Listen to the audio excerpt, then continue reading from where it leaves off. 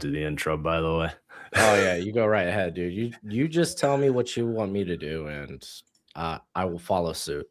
I think we should just sit here and talk and act like we aren't live so that people can enjoy our conversation. Yeah. What's going on, everybody? I am live with the one and only Broshmo. I'd never know if you've publicly shared your name yet or not. I'm sure you have, and you could say it. No.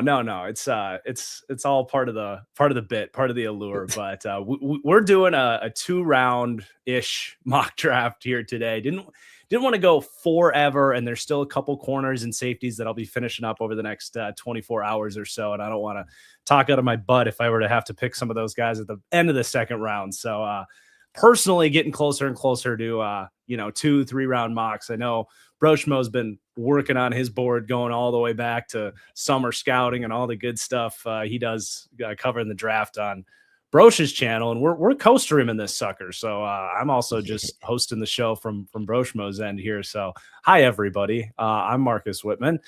Brosh, I'm popping a beer here, man. PFF is dead ish. It's 1:30 on a Wednesday afternoon. I've been sitting watching tape for the last 48 hours. I'm excited to have some fun and have a little Minnesota's best. Castle Danger, Cream Ale. How you doing, buddy? I'll give you the mic. I'm doing good. I'm just drinking coffee. You know, I got a Gatorade here to stay hydrated. Cucumber lime, best flavor. Just enjoy life. I'm very much I don't even know the name of it, but the light blue, like zero. It's like Glacier or something, Glacier, probably. Yeah, that and the white one. That's my go-to. That's fair. But okay, shall we do the thing that we're here to do? Let's do it. Do we want to figure out parameters? Who's going to be taking what picks, trades, anything like that? I'm all for trades as we go. I don't think we need to lock any in as we begin. Yeah. But I did want to give you odds because that would give you your Dolphins. And I'm very curious to hear which direction you're going to go there. And I think because we're going to get into the second round here, I think that would give me my Packers as well. So I think that makes sense. Yeah, I think my math is bad too, right? Yeah. Unless I'm just horrible at math and it doesn't work out that way. But let's do the thing, man. Going Fernando Mendoza, number one. Do you have any commentary on this pick? It's a hard year to provide commentary on the number one pick. I mean, I'm not going to go Ty Simpson if that's what you're asking. Yeah, no, Fernando Mendoza. He's personally, I have him number one on my big board just because of quarterback, the value.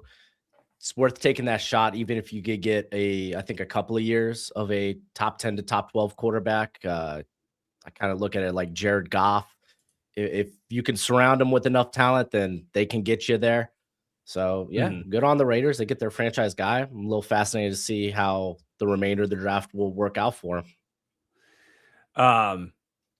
Anytime someone says franchise guy, are you a Family Guy fan? Are you a Family Guy fan? Oh, okay. I was like, oh, dude, I'm about to have 4 kids. Yeah, I'm a Family Guy. Well, but yeah, yes. I am a Family. I love Family Guy. You know the scene where Peter's in the theater and it's like, oh, that was about as great as when they actually say the name of the movie in the movie, and it's like, it's a clip from Superman, and he's like, we're gonna go crush Lex Luthor and be Superman 5, the Rise of Krypton. and then Peter's in the theater and he leans back in his seat and he goes, he said it. He said it. Anytime someone says franchise guy when I'm streaming, I that runs in my head. But good pick. Where do you have Mendoza compared to, let's say, Cam Ward? Here's what we'll do. I'm gonna give you 4 names. I want you to give me what your grades were on these guys and where you would stack them. So Mendoza, Cam Ward, JJ McCarthy, Bo Nix. So I would consider Mendoza in this like the same tier as Cam Ward. I'd probably, just because of the improvisation that Cam Ward could do, I'd probably give him the edge. Mhm. JJ McCarthy is, I wasn't a big JJ McCarthy guy. I had Bo Nix ahead of JJ McCarthy. I think I'd probably put Bo Nix in that tier with Cam Ward and Mendoza. That would be kind of tough, actually, where it exactly have those guys. Yeah. I have so mine would go. This is why it's great to have a grading system that, and I'm sure you have one too if you wanted to pull it all up. But Oh yeah, my grading so system is I take that guy in the top 10. okay, fair enough. So I have I had a 6.6 on Cam Ward. I have a 6.45 on Mendoza, and I believe I had a 6.40 on Bo Nix and a 6.35 on, or maybe a 6.3 on JJ McCarthy. So that's kind of where he lands for me for being a number Okay. one pick. Yeah, But I'm sure we'll get to Ty Simpson later, but I heard a fascinating argument that dealt with JJ McCarthy when it came to Ty Simpson. okay, well now I'm excited. I'm all about the Ty Simpson discourse this year because I feel like I'm a little bit higher on him. But we'll get there. We'll get there because I'm not taking him here number 2 to the New York Jets. Um, this is always a tough one to do because I've been pretty clear about if this is full on what I would do. I'm taking Ruben Bain. I think he's a blue chip talent, and I want to hear what you think about Ruben Bain whenever he does get picked. But you want to kind of keep the mock what's expected, and there's like no noise at all that he could go number 2. And at least, for the first couple of picks, I think it's reasonable to kind of keep things in line so that the board falls the way that we're kind of expecting it to a degree. So I'm going to go Arvell Reese, which is like the heavy favorite to be this pick. And I've had this analysis before. I've made a lot of these picks for the Jets. I like Arvell Reese a lot. He would go number 3 if I was picking for the Cardinals, and Ruben Bain went here number 2. So it's not like some crazy reach. I think he has a tremendous ceiling. The power profile plus the instincts, I'm willing to bet on that off the edge. So it's still a very good pick for the Jets. It very much feels like that's kind of the athletic, stand-up, versatile linebacker piece that Aaron Glenn is kind of eyeing in this draft. He posted a video of him bending at a different drill, not the Ohio State video, which was brutal. But I always thought that was just kind of the drill was setting him up to look bad. So they ran a couple drills. You can see he's got some ankle flexion. He can bend a little bit. I don't think he's quite as bendy as Bain, but yeah, we're going to go Arvell Reese here at number 2. And I'll pass it off to you at some point. I want to get your thoughts on Reese versus Bain, or maybe you have David Bailey in that mix too, but I'm going to pass it off to you. Yeah, for 3 here, for me, if the Cardinals are going to go tackle, I would like to see them try to do something similar with granted, it would be hard to do, but what they did with Paris Johnson, where they were able to trade down. Granted, they traded down by a large margin to move back up. But even if you could get a small trade down, I think that would be nice. I get the right tackle situation is an ideal. Elijah Wilkinson, I think, is a fine enough Band-Aid for a year. I thought he did an all right job filling in for Caleb McGarry this past season. So I would shoot for one of the edge talents here. Like whoever doesn't go at 2, I would probably take at 3. It sounds like everyone's going to be all about David Bailey in this, let's say like top 4 scenario. Like he's probably on the board, or at least on the on the board for the Titans. They're at 4 potentially. I personally like Ruben Bain. He's my top edge rusher in this class. I think if arm length wasn't a thing, he'd be the clear cut edge one in this class. I like the bend. I think he's got good suddenness. I think him coming in at like 263 gave me a little bit of doubt of his versatility. Like how much confidence do I have him kicking inside and whatnot on certain downs? But I love Bain. I thought the arm length really only showed up as a tackler or trying to finish tackles. But if you would let me, I would take Bain here. I will absolutely let you. I will absolutely let you. I think it could be a sneaky pick for them. It just I feel like it's a beauty is in the eye of the beholder, and any of these teams could quietly be where a lot of people in the draft community are at with him. With him being this kind of top 3 blue chip type of edge, it just takes one, right? That's the saying. Yeah. And when we don't really know where so many of these teams are going to go, if Ruben Bain comes off the board at 3 or even 2, I'll just be like, yeah, that makes total sense. Someone watched the tape and was willing to bet on a guy that really the only knock is he's got shorter arms. So I don't think it's crazy at all for that to be realistic, and it's absolutely the pick I would make. I think as well, because I think he's the best player in the draft. I do.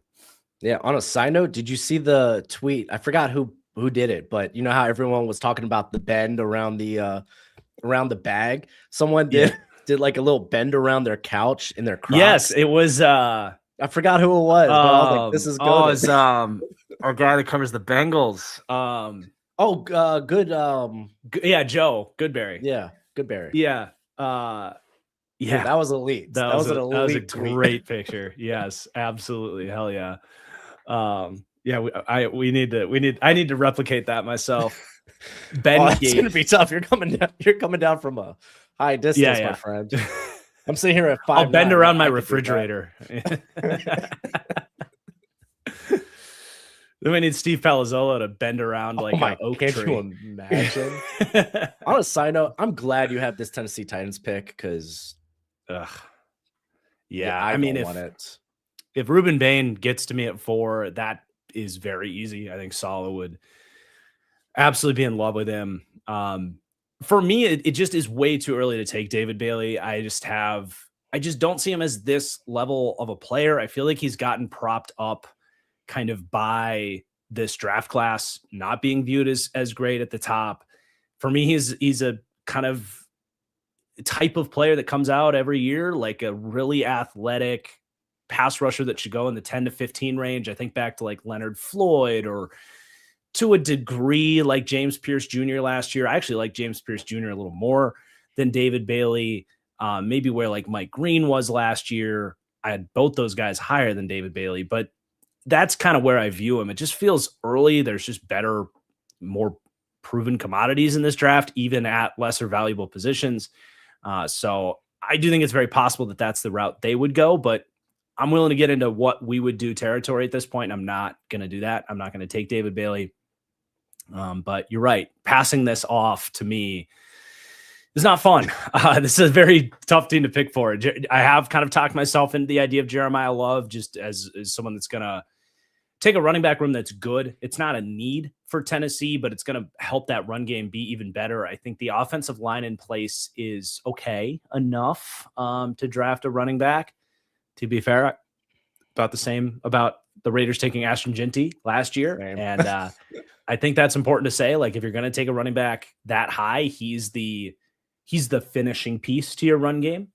That's the way you're supposed to view it with drafting a running back that high. I wouldn't say he's the finishing piece to the Titans run game. They're somewhere in between. But it's in consideration for me. I've had the Sonny Styles conversation a million times. I think they could go that route. I think thinking about wide receiver is fascinating for them as well. I wish I could have gotten Ruben Bain, to be honest. I was hoping he would have gone in a different direction. But number 2 on my board. Can't do it. Be number 1 if he was a quarterback. I mean, if this is pure what I would do, I almost just said Vega Wane, but that would be a little crazy because they're starting right guard right now in Tennessee, by the way, it's Cordell Volson. Yeah, it's tragedy. And I don't mind them taking a shot on Schlottman or whatever. I think he had some good games for the Giants last year. Yeah, but he's been getting better the last couple of years. Would you consider maybe CeCe kicking him into guard? And if things get hairy at either the tackle positions, maybe you could kick him out there? That's Francis Mauigoa. Yeah, that's Francis. Oh, my bad. Hurricanes fans. Are you what? Yeah, you're a Canes fan as well as a Dolphins fan, right? Yeah. Yeah. Yeah, sorry, Good year in college, at least. I don't know your Hurricanes lore, brosh. It's been misery for a long time, since 2003. Yeah, that's very true. I'll just take Jeremiah Love.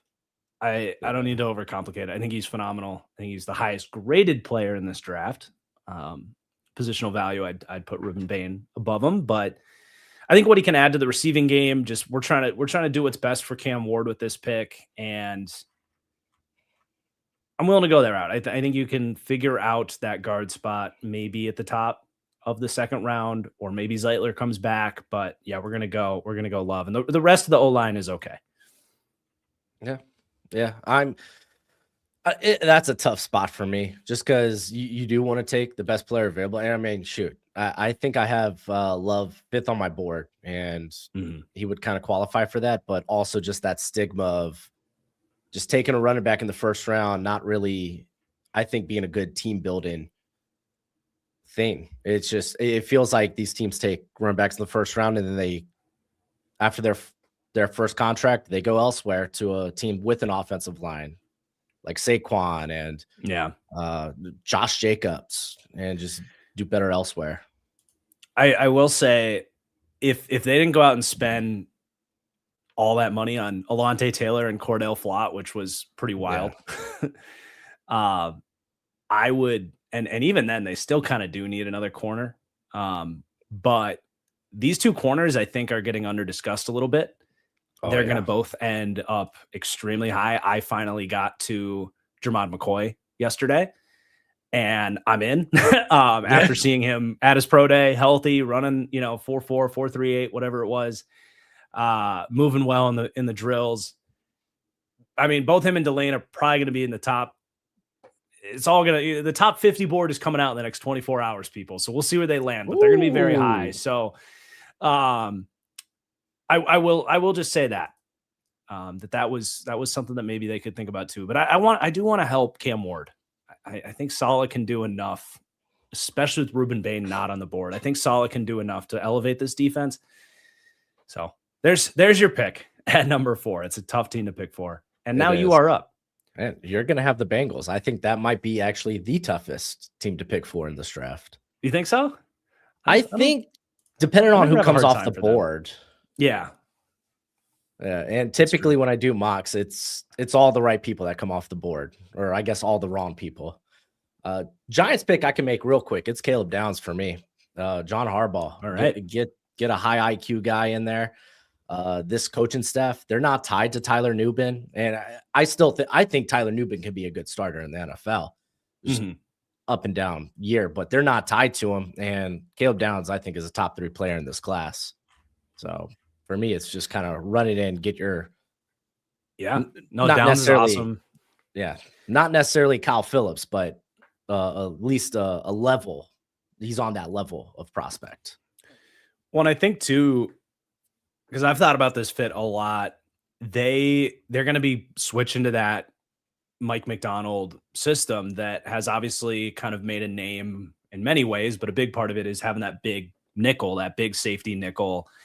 And they don't have that on this roster. They have Drew Phillips, who's an awesome nickel, but I think they'll probably view him very similar to like Devon Witherspoon is viewed in Seattle role-wise, or I almost said Lattimore, but not Lattimore, Humphrey in Baltimore, where they will play they will certainly play in the slot, certain matchups, third downs, like that kind of stuff. But I do think they will want to get into a lot of that 3 safety stuff, and that will allow you to use all these safeties, right? Like Javon Holland was probably at his best as he did everything in Miami, but a lot of his best work was in nickel. I think he could be that guy. I think Tyler Nubin could play big nickel, and I think Caleb Downs. You have a very versatile 3 safety package. You've got Paulson Adebo, Greg Newsome they signed. You've got Drew Phillips. Like, those 6 guys can all get on the field together in some capacity of a starting role. So I think it's absolutely a good fit and a good pick for you, my friend. Yes. Let's go. It's the Napoleon Dynamite. Yes. Yes. Yeah. All right. Cleveland Browns are up with their pick of any of these wide receivers, any of these tackles. That's like best case scenario for them. Mhm. And I like experimenting with them because I feel like you want to come out of this first round with one tackle and one wide receiver. And it's just a matter of like, how do you play the board? What makes more sense value wise? And, how are you going to drop your cards so that you end up with the best player available at both spots? And for me, the worst case scenario is we get to 24 and these top 4 names are gone. I see a drop off there. I still like Denzel Boston, Concepcion, Jeremy Bernard. I don't think they're in the same tier as that top 4.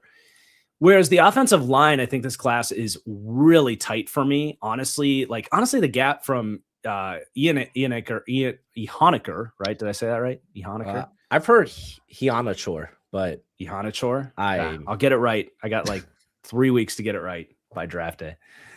But I would slide Ihonichor up, and this is kind of spoilers for my offensive line rankings that I'm hoping to post by the end of the week. But without spoiling the whole thing, sliding Ihonichor up, this cluster of 5 names is very tight for me. And I think I can get one of them at 24. I don't know that I'm going to get one of these wide receivers. And if I do, it's probably the injury risk on Jordan Tyson. So that's why I'm going to take a wide receiver here at 6 and roll the dice that one of those tackles is there for me at 24. And if they start to go, maybe we can get aggressive to come back up. But I think I've done both these guys, Mekhi Lemon and Carnell Tate. It does just feel a little bit early to take Omar Cooper Jr., though I think he would be an excellent fit on this team as well. Maybe the dream is you get Cooper Jr. at 24, but I'm not willing to risk that. So I actually like Mekhi Lemon in here better because of the reliability to the entire field. I think Shedeur would work really well with him. I think Shedeur is really comfortable like attacking the middle of the field. And I actually, even though Carnell Tate is the prototypical X and is from Ohio State, Mekhi Lemon's my number 1 wide receiver. And if you're talking about not just a floor raiser, he's got a great ceiling. But just someone that you're going to drop in there and your whole passing game gets elevated to a different level than with Carnell Tate, in my opinion, just because of the versatility. And yeah, I think you can do a lot more within your offense. So I'm going to take Mekhi Lemon, which probably isn't the favorite pick for Browns fans. But sometimes you got to just go outside of your own state if someone's better. So that's the pick. Yeah, I agree with that whole just philosophy where there is that drop off by the time pick 24 comes around at wide receiver. I was a little scared you were going to take Carnell Tate because I kind of wanted him here for the Washington Commanders. Nice. Yeah, I mean, dude, Jaden Daniels, what did he do good at LSU? The deep ball, right? Granted, it was Brian Thomas and Malik Neighbors. Yeah. A ton of separation. But still, you're getting one of the best, probably the best vertical threat in this class with elite hands. So just help your franchise quarterback out. Okay. I like it. Yeah, I think there's definitely a chance these wide receivers go sooner than a lot of these mock drafts showed. We just saw Jackson Smith and Jigba get $42.5 million a year. That stuff matters, man. Like if that's like the equivalent of getting a quarterback on a rookie contract at this point, like that's a huge luxury to get that guy in there. So I really like that pick. I like the Commanders going wide receiver quite a lot. I do that pretty consistently myself. And that makes things harder at number 8 for the New Orleans Saints. Would have loved to get Carnell Tate for him. That's like my dream fit. Those corners that I mentioned might be on my mind here. They lost Alontae Taylor. They lost a year ago. They lost a Debo. So that cornerback room is not what it used to be. They drafted some guys last year, or at least Quincy Riley played okay. I like Kool-Aid as a really solid piece, but Isaac Edom is currently their number 2 outside corner. So I think if you're talking need and best player available, these 2 guys would be strongly in consideration for me. Sonny Styles could be in play here as well with Caden Ellis, Pete Werner, probably not the forever duo, but I do think you're getting more. Honestly, and this is unpopular, I think McCoy and Delane are just better overall prospects than Sonny Styles at a position of better value. It's tight, but I would put those guys higher, and they will be higher on my final big board. So I think that's the direction I'm going to go, is cornerback. Yeah. And I think this is another situation where I'm going to go not with the hometown talent. I'm going to roll the dice with Jermod McCoy, who I just finished, and I have him a tick over Delane. I'm willing to say it's a single ACL injury. He looks good. He's going to be fully ready to go. It'll be like 18 months from his injury by the time he's ready to play. Like, I am not that worried about it. I think the tape is phenomenal. He's going to have to beat the 1-year wonder allegations, but so is Delane in many ways. Both these guys kind of had their last year of football was a breakout year. So the other thing with McCoy, he was that good, that technically sound at 19 years old.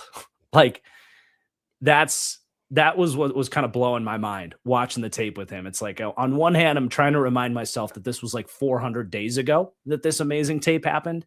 But at the other hand, it's like, that dude's like, he's super smart in zone, gets his head around to the perimeter. Like, he does the whole thing. He even plays the run. Like, to do that at 19 years old, incredibly impressive. So we're actually going to go Jermod McCoy for the New Orleans Saints at number 8. I'm curious to see the reactions from the chat for that one. I don't know that I've ever seen that. Yeah, I mean, I'm on board with that. Coming into the year, he was a top 10 player for me, easy, just because the 2024 tape was that good. And I mean, he is longer than Mansour Delane. So, yeah. Kansas City Chiefs. Oh, man. So I know Chiefs fans don't necessarily like the idea of taking a corner this early because they have faith in their coaching staff's ability to develop, which, yeah, I agree with. I agree with that. But we were just talking up the corners here. If you could get a guy like Mansour Delane, who can play in the slot, he played a little box safety in 2023 for Virginia Tech. That's crazy. I didn't know that. Yeah, there it is. Yeah, he doesn't mind coming in and hitting people. So you're gonna get a guy that has that versatility, and at the end of the day, I think that's what this defense likes. They like those versatile bodies, like Trent McDuffie, Chamari Connors kind of played a little bit safety, and in the slot they may have been more by necessity, but still. So I'm gonna go with Mansour Delane because, like you said, he's probably the best prospect on the board at this point. You can consider David Bailey. I don't know. I just feel better about the edge talent if you're going to be at pick. What are they, like 29 or 28? Yeah, I feel. Yeah, I don't think there's that big of a drop off. I think this is a loaded class when it comes to the edge talent. So cool. I'm okay with that. I think it's a good pick. You haven't done anything that makes me want to, kick you off my stream. Not yet. Yeah. Or to use a stock exchange reference, ship you to Guantanamo Bay. Nothing along those lines quite yet. We'll see if we get there. Wide receiver would be fascinating for the Chiefs. It's just the two went. They just went. Can't do nothing about it.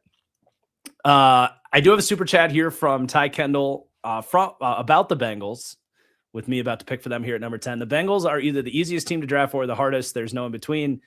And the Giants doing that doesn't help. I think he's talking about the Giants taking Caleb Downs. Doesn't help the Bengals. And I agree. But in this situation, we do still have Sonny Styles here. David Bailey is still here. Dylan Thieneman is still there. I just want to throw that name in there. Would you take him at 10? Freaking awesome. I would absolutely. I think I have a higher grade on Thieneman than I do on Styles. I do. And that's at that point, it's like, that's not even that I dislike Styles. Styles is close to a top 10 grade. I tweeted this out. I think Dylan Thieneman is the best true free safety prospect I've ever watched. Oh, wow. and that's considering not safety overall, but that's But considering yeah, that so many of these top safety prospects were nickels coming out, right? I mean, Kyle Hamilton. I mean, I honestly, I think Thieneman as a free safety is a better prospect than Kyle Hamilton, but Hamilton and what he does in the short to intermediate game was what made him special and has made him special for Baltimore. Antoine Winfield Jr. is up there for me. He's probably my number one, honestly, other than yeah. Thieneman. But he also played a lot of nickel stuff. Um, Other than that, I mean, like, I love Javon Holland, but he was a nickel coming out. I liked Dax Hill a lot. And Dax Hill, by the way, don't give up on him for these Bengals. He's really shown good stuff as an outside corner.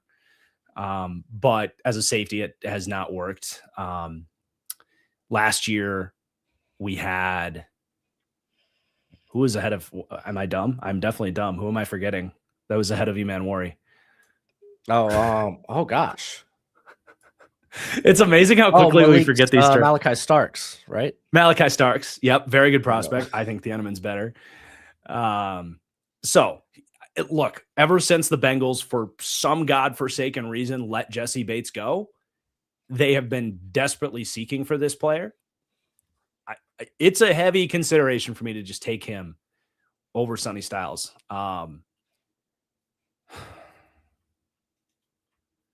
There is a certain allure about, at this point in the draft, though, it's like, what if he is a faster version of Fred Warner? What if everything does click and he just is?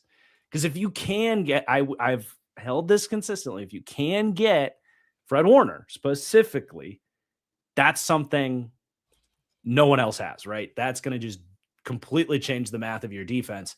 The risk with Sonny Styles is, what if he's the second best linebacker in the league, but that just means he's, Jack Campbell or your guy Jordan Brooks, or that next tier. That's just not a transformative player for your defense. It's just not. He has to hit that upside. But if he does, do I believe the Bengals are the team that's going to get that out of him? Now, what if I told you David Bailey's relative athletic score was 9.68?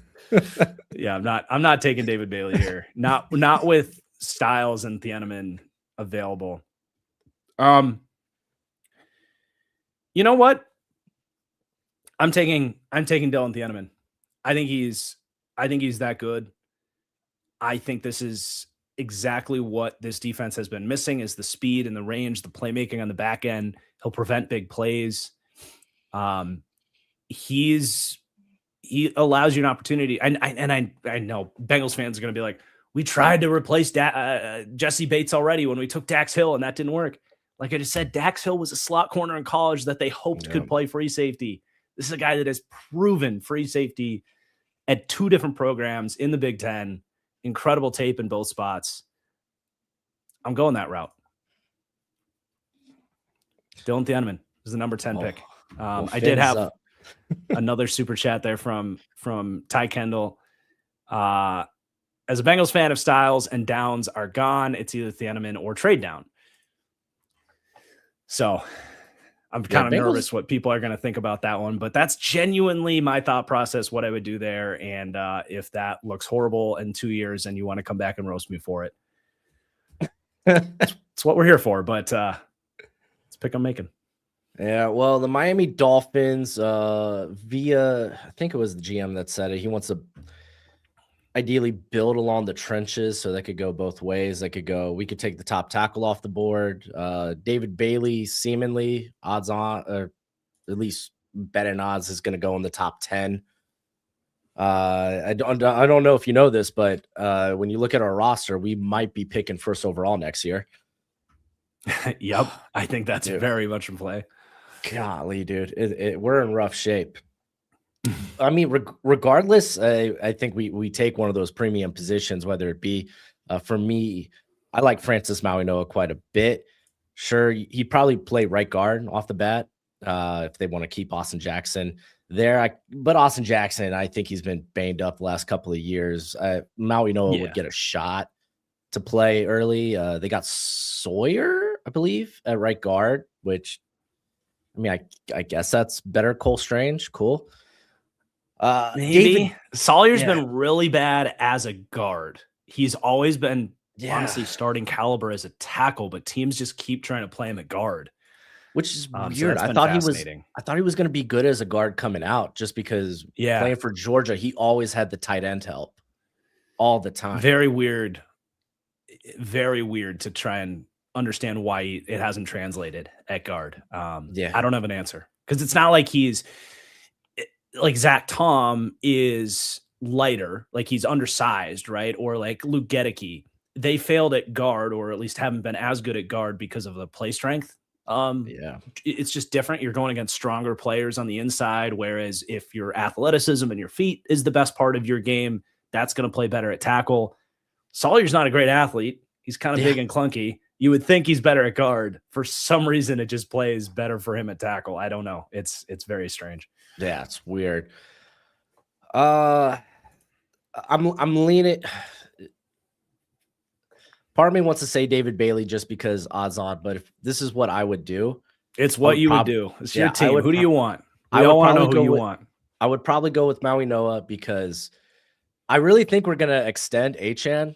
I mean, I thought we would ship him off before Waddle Yeah, in the final year of his deal, Achan. So I think we're just gonna give him a second year.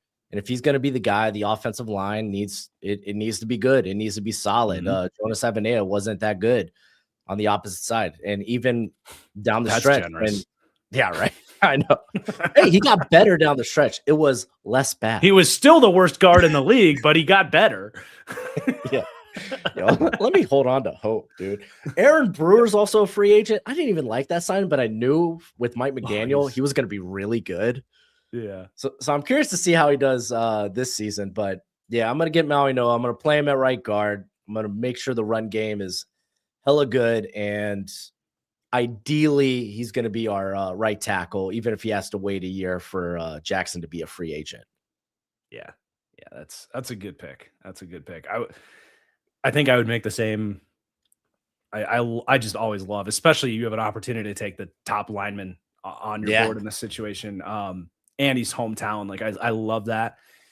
I was imagining Sonny Styles next to Jordan Brooks being like the spot where it would really work out for yeah, Styles because he wouldn't have to be he wouldn't have to be the green dot. He wouldn't have to get everybody organized. He wouldn't have to be the signature run fit.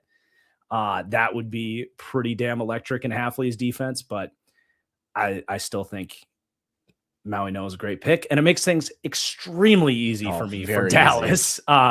I mean, I don't know how much analysis is needed here. This is his, worst case for him scenario is he goes number 12 to Dallas. I mean, I don't think any further analysis is needed on that one. Honestly, I'm just happy to just pass this back off to you. Yeah, Los Angeles Rams. For me, this pick's wide receiver, right? You could go the tackle route and look ahead to Warren McClellan. He's going to be up for a contract next year. They got a lot of guys up for contracts next year. So It's crazy. I get the Super Bowl window.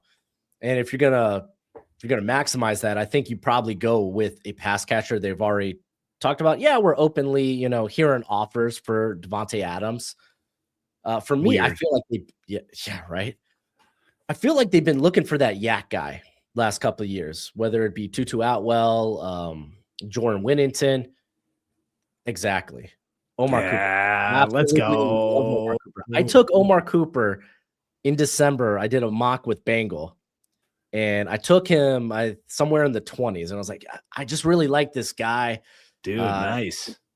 I know. And then lo and behold, everyone else starts loving him. When I saw your Stinking Rankins video, I was like, dang it, dude. No matter how much you freaking love a guy, because I was like this with Tyler Linderbaum and Yeah. Rashawn Slater. I always get cold feet, and I put them like closer to like the Somewhere in either between, you really like them. Yeah, I yeah, know what exactly. you're saying. Well, I got your ass.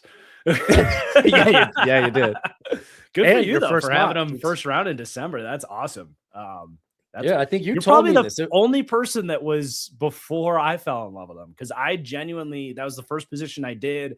This year I was like, I really want to go in blind. Like the amount of times I wanted to listen to a stock exchange show or watch your channel or whatever, and like get some good draft content. I was like, nope, I'm at least going to do a couple position groups before I watch anything. And I was just like, wait a minute. This dude was on the national champion team. He does everything. There's no holes in his game. People say he's slow. He's not slow. He runs like a 4.45. I think that shows on tape. I'm like, yeah, that's wide receiver 2 for me. So, Yeah, I great. remember texting you right after I watched that video, and like you said, Yeah. it's very hard to pick holes in this game. Mm-hmm. Exactly. Okay. So Vega Wane is here for the Ravens at 14. With what they went through at guard last year, it's pretty damn hard to not want that. I do think David Bailey still being here is fascinating as someone that doesn't believe in Mike Green a whole lot at this point. So, but they obviously, they got Hendrickson. I think we can think about edge later on. I'm assuming they have a second round pick, and I'm not forgetting some trade they made. But I think there's enough there where, okay, we got Hendrickson. We'll see what Mike Green can do this year. And then if we can get, more or, whoever it might be in the second round. And we're going to get to that in this draft. So it's cool to call out the strategy here. But I think someone that can play on early downs especially is a very big need for them, because not only was Mike Green maybe the worst run defending edge player in the league last year, but Trey Hendrickson is not a particularly good run defender either. So, not that Bailey would have solved that here anyway, but I think when we look at the other needs on this team, getting to third down is going to be a harder problem for them. But I'm going to take Vega Wane. Eat your vegetables. This is it's just one of those. There's one of these picks every year where you find yourself making it like it's just the draft slot, the need, the team fit. It just everything lines up. So, how do you feel about the Kenyon Sadiq? There's a little chatter, at least. I love Sadiq. The Ravens. Yeah, I love Sadiq. I love him as I love him even more. I think you're going to get the most out of him if you put him on a team that already has a tight end, like Mark Andrews. 12 personnel. There's teams that are running 12 personnel 40, 50% of the time. Maybe not quite 50, but 30 to 40 is not crazy in the modern NFL. So he's your tight end too, is a starting role for those. And then he's your starting slot wide receiver as well, which is going to get him on the field almost every snap. If you add those two up, that's 80% of your snaps. That's about what your starting wide receivers are playing anyway. So I love him there as that move piece. You force teams not to know how you're going to come out, where it's 12 personnel or is it 11 and a half, and we don't know how to match up with this guy. That's where I think you're getting the most out of Sadiq. And his best blocking is as that move blocker. He can dig out defensive ends, but he's never going to be great at it. So I love him in any of these teams that have one of those actual inline tight ends, which might be the Bucs, who have Cade Otton. I don't know.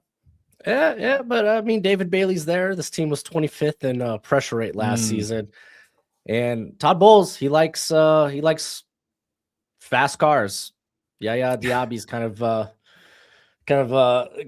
proof of that. So they need pass rush, they need defense. Todd Bowles, listen, you're a defensive minded coach. Your defense can't be the reason that you're losing games. This defense wasn't good last year. I thought Todd Bowles probably was going to get the axe. He did not. Instead, the offense felt like it kind of was the scapegoat there. I think for me, this is easy. If David Bailey's here, the dude that frequently got to the quarterback, I think he had like 23 quarterback hits last season, 81 pressures. Pass rush win rate was really good. Even if it's, hey, he's just coming in to rush the passer early on, I'm okay with that. This team needs to get to the passer. And that, in theory, should help develop some of the young guys they have in the cornerback room now that Jamil Dean is gone. Yeah, that's a really good spot for Bailey. I think that's maybe my favorite fit that I've seen. I High Toll in the chat was saying I only selected one round.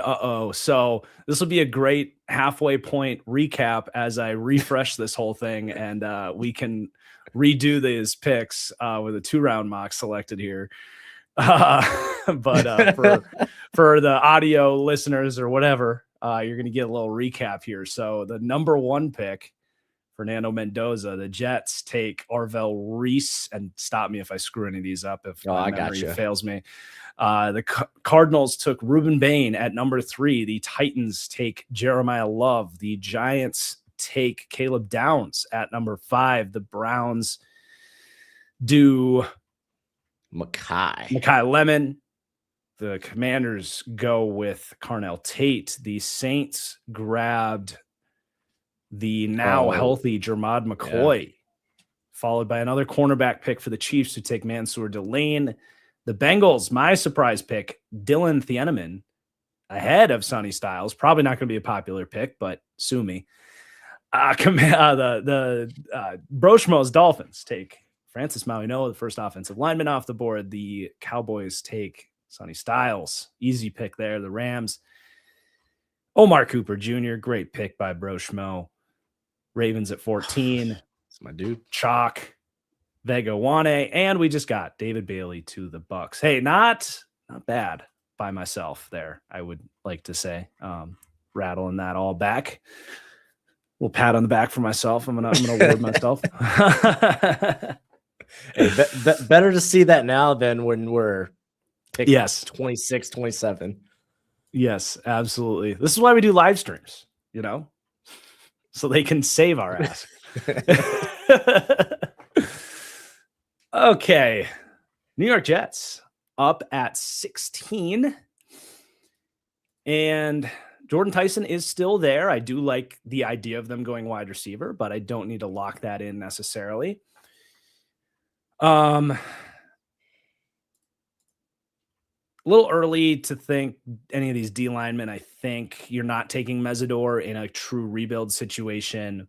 The top 2 corners are gone. Dylan Thieneman is gone. I think it's got to be Jordan Tyson at that point, because the other guys I would think about here are the corners, really, or Thieneman. So we're going to get a really nice compliment to Garrett Wilson. Could be one of the better 1-2 punches. You're hoping that Mason Taylor can take that next step. And then with an offensive line in place, you are really setting yourself up for a QB next year. So Jordan, now, how superstitious are you? Very. Okay. How do you feel about MetLife and Jordan Addison's leg? Oof. I don't feel good about that at all. It's a shame. I like Jordan Tyson's tape. I think he's a good separator. But yeah, I think the hamstring issue is on the same leg he had the ACL. Mm-hmm. So I don't know. I don't like it. So yeah, it scares the crap out of me. I usually am not thinking about Tyson until right around this range. I don't think I think this is, well, I took him at 15 in my last mock draft to the Bucks, actually, because wide receiver is a sneaky need for them. But I think that's about as early as I start to think about him, even if a healthy version of him could have proven to be a top 10 player in the draft. So before I get to this pick at 17, I do got a super chat. I just want to highlight. I got all Chiefed Up. They do great work for the Chiefs. It says, good stuff watching you two. Delane feels rich at 9. He's not. But I get it, given how the Chiefs develop their corners. Yeah. But trust in the process. Pass rush at 29 might be wide receiver. Depends how the board falls. Because I'm not going to be. This has to be tackle, right? This has to be tackle. So. Yeah. Yeah. I mean, I think Dan Campbell already came out and was like, yeah, I'm totally cool with moving Sewell to left tackle. I think he had to do that out of necessity one year. Can't recall. Well, I think did he start his career at? Well, they had. I think you're right. He's done it. I'll look into this while you talk. Yeah, but I'm gonna go with Spencer Fano. He came into his pro day. He had basically 33-inch arms. If you look at the wingspan, It's right there in the average. It's not in that lower percentile where you begin to worry. Just a great mover if you couldn't tell by the combine. And I think he plays with a little more play strength than people give him credit for. So, I mean, I still think he's kind of neck and neck with CC or Maui Noah. Yeah. And Penei he might. Sewell I did was gonna say play he might. the first 8 games of his career. He played at left tackle, Oh, okay, and neat. then he's been at right tackle since, and was a left tackle at Oregon. Yep. There we go. Well, I'm Okay. not Yeah. worried Good. about Sewell switching sides anyway. No. Yeah, I think it's a good pick. Like I said, I'm very tight on all these tackles. Yeah. I think Fano, it just comes down to kind of what you want, like Freeling and Ehonecker or I'll get it right, like I said, by draft day. Max. There are the swings at massive upside. I think Blake Miller is the highest floor tackle of this group. Yeah. Fano is a very high floor tackle as well. He's a really good player. I actually like him a little better as a guard, just if you want him to be the very best. But no problem with the pick whatsoever there. Vikings at pick 18. This is worst case for them. Yeah. Right. Both corners gone. Right? Safety's gone. The top 4 wide receivers are gone. This is a nightmare situation for the Minnesota Vikings. I'm not going to lie. I just did a mock where I think this happened, and I traded down for them. They have a decent amount of picks finally this year. I have a theory that they're going to be just kind of a stick and pick team because they have a placeholder GM that doesn't want to get, too crazy here. Just kind of follow the board, do like classic Bengals draft strategy, and just stay and make your pick at every spot. Man, Sadiq, maybe. that's where my mind first went. I don't think Hawkinson's going to be here for too much longer. Yeah, I think his deal is up next year.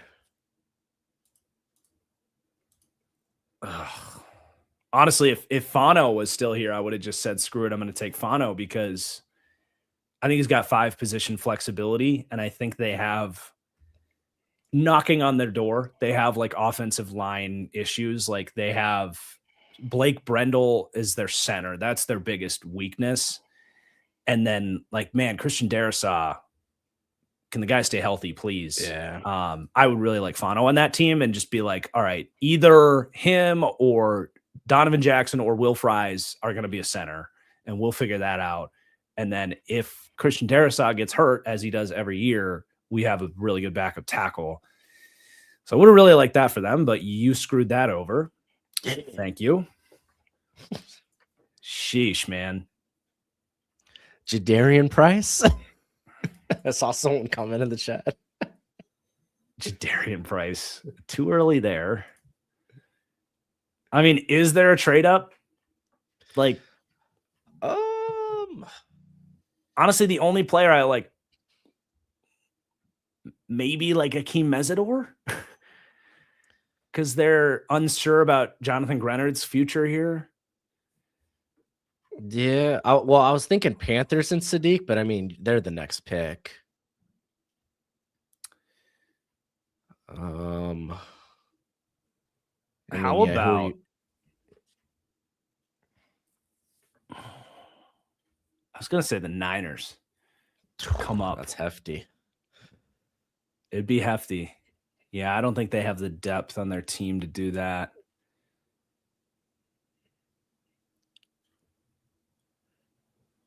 But I'm calling you, John Lynch, because you have the Niners pick. I don't know. Because I can't stop thinking about them with Ehonecker as their long-term tackle. I'm calling you.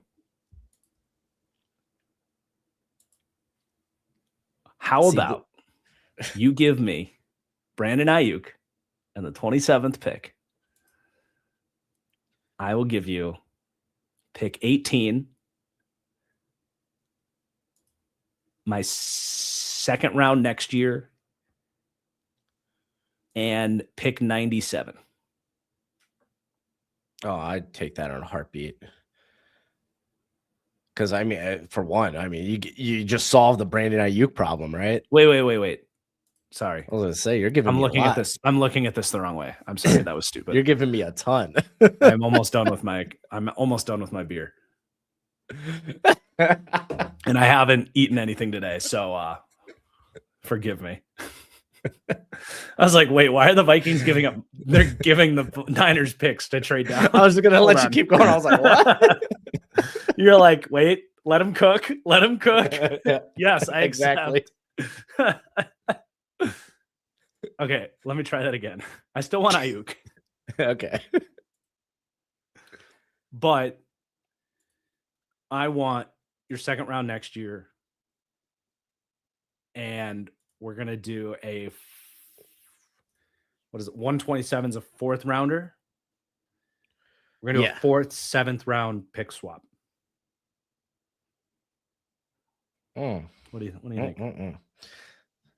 See, the only thing that gives me pause is I think the Niners draft a tackle in the first round? Because I don't think they've done that since McGlinchey. Granted, they gave up. Well, they haven't needed to. Yeah, exactly. They gave up draft capital for. And they're usually not picking high enough where it makes a ton of sense. Yeah. Yeah, exactly. Oh man, that second. You can round say no. year, I'm just. That's the phone call. You're the GM. You say yes or no.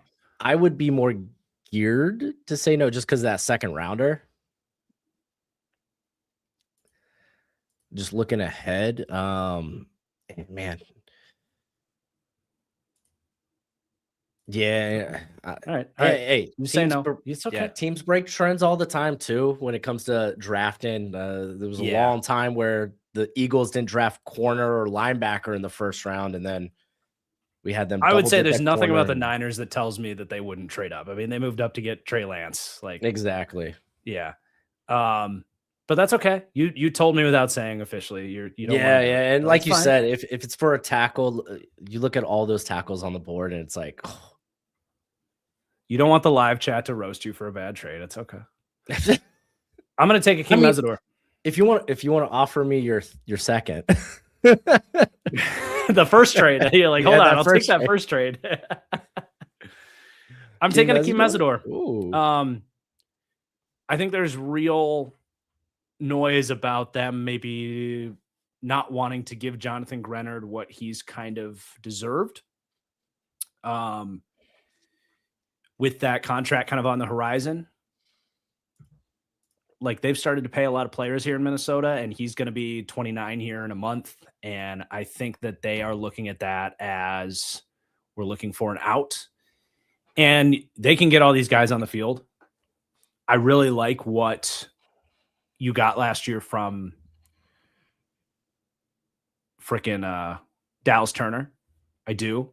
Andrew Van Ginkel's really good player, but getting older and not the true pass rusher that you're looking for. So I get Mesidor's a little bit older, but the saying is you can never have a pass rusher. If this means we're, maybe we could entertain a Grenard trade, maybe to the Eagles, for example, for their late second round pick on top of this.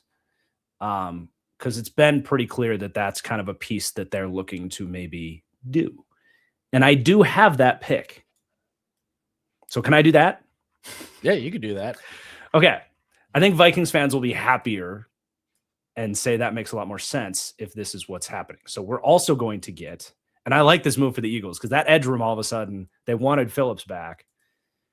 I can't do this until we get to that pick. I don't think it's. Oh, you could undo the pick. We got the undo button up. Yeah, you already got it. So, okay, I'll let you start talking for the Panthers at 19, though. Yeah. Well, on a side note, Scuba brings up a good point where if I were to trade up with the Niners, I think Mesidor would probably be the guy I'd be looking at. To just you got both guys coming off an ACL. Hey, if you think you got a Super Bowl window, then why not take the one contract guy? So I get that. For the Panthers, for me, this is kind of a run the pick in. I'm going to go Kenyon Sadiq. Real easy. They got Tremble. They got Sanders. I think Mitchell Evans. None of those guys stopped me from taking Kenyon Sadiq. If you truly believe in Bryce Young, and I guess we'll find out if they drop the 5th-year option on him by May 1st, then hey, just give him a plethora of pass catchers at his disposal. Let him cook, let him loose. And shoot, if he doesn't work out, then that's awesome. Go draft a quarterback, presumably next year. And he's going to be put in place in a very nice system. I like the pick. I don't like the Bryce slander, but that's okay. Oh, dude. Bryce Young is literally, I will be completely out on short, keen quarterbacks if Bryce Young doesn't work out. Like I will have a complete bias to these 6-foot quarterbacks, 6 foot or less. Hey, just wait till Kyler Murray wins comeback player of the year. I know, right? And you'll be back in. All right. Dallas at pick 20. So we took Sonny, got their linebacker needs squared away. They still have some needs at edge. Their edge room isn't like dire necessarily. Like Sam Williams. Right. And, Clowney is just a phone call away if you come out of the draft. But you got Gary in there. So, like, their edge room is not like they put themselves in a spot where they don't need to take edge, but that's a common position for them. It's too early for me to go to these corners, I think. Maybe Terrell. I don't know why I clicked the wide receiver button. They don't need another wide receiver. Honestly, with how the board is fallen, I think I'd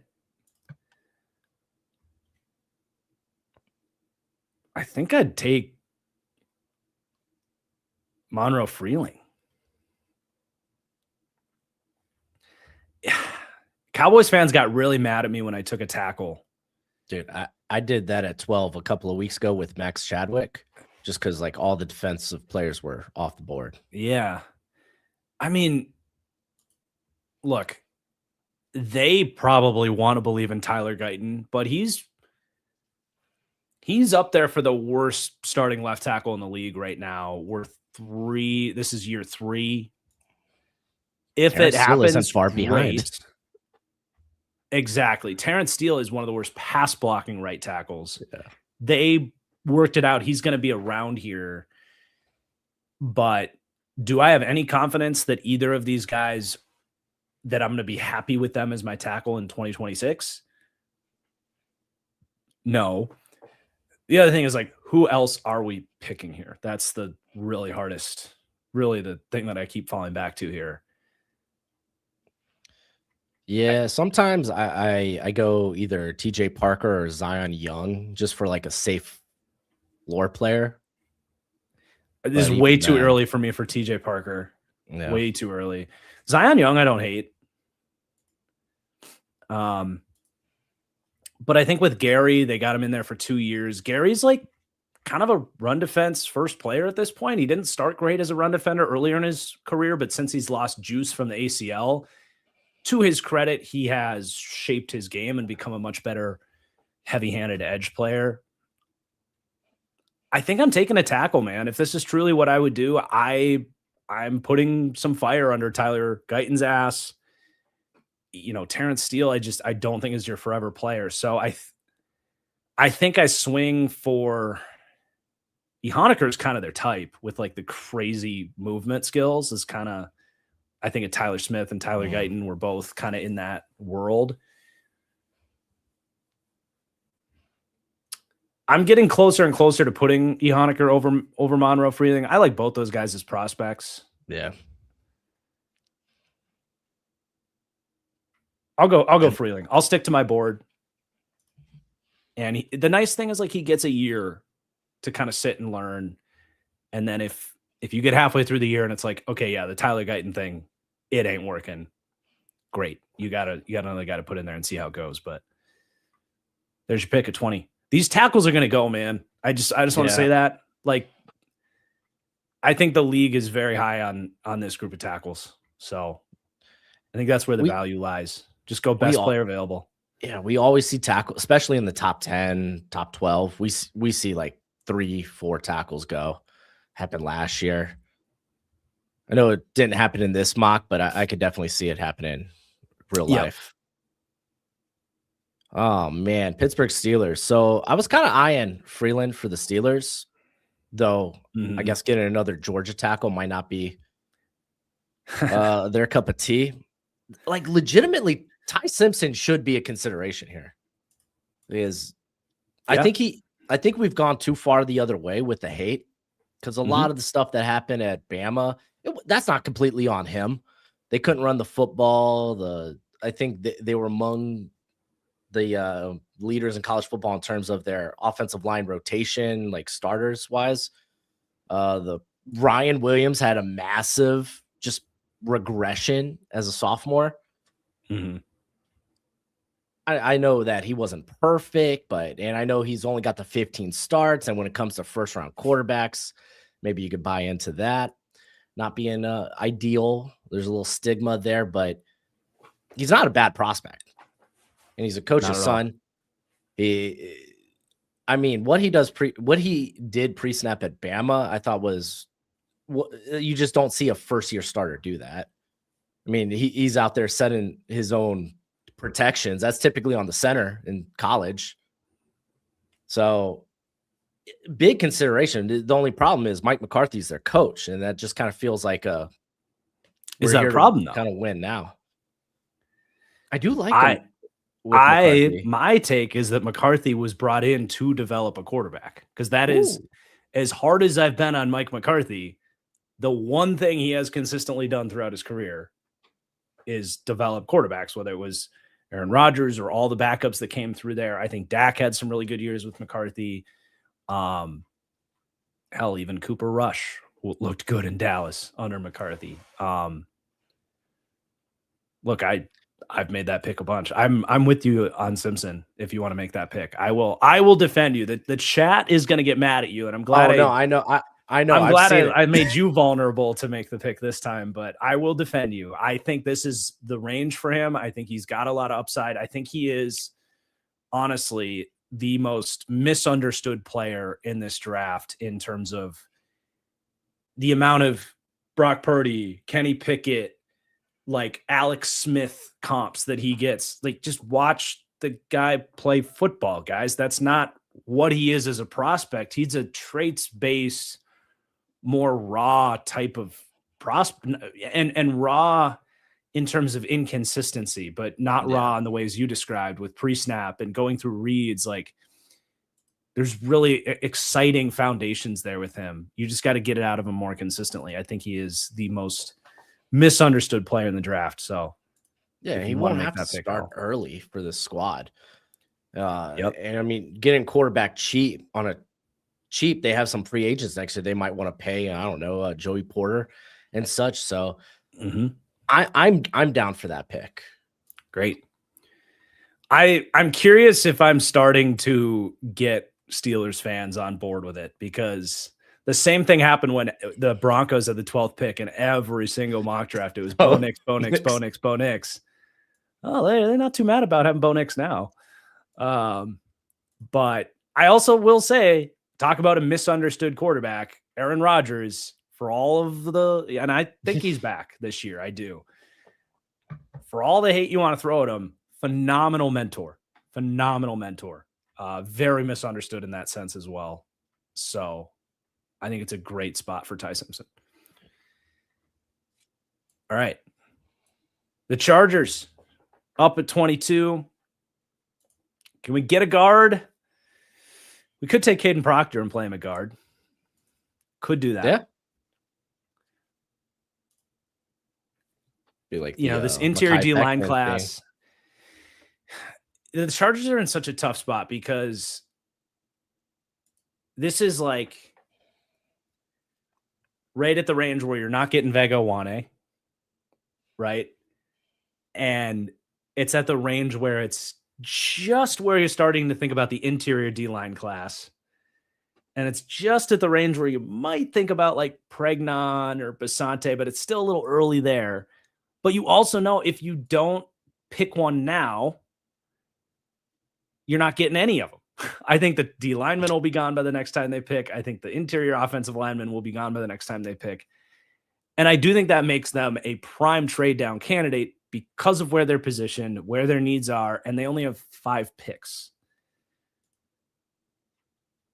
So I am hammering the phones trying to find a trade partner if I'm the Chargers here. And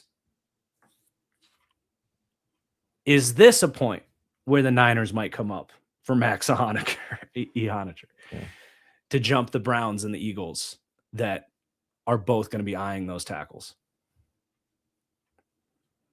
Yeah, I mean that's a lot. That's a lot better. Or the Patriots. Oh yeah, did you see Ehoniger and Mike Vrabel? Yeah, their little love session. I would rather trade out of the conference and get to 27. But you have both of those teams. So does it make sense for you to try to secure a tackle? Or do I have to stick here and make a pick? Man,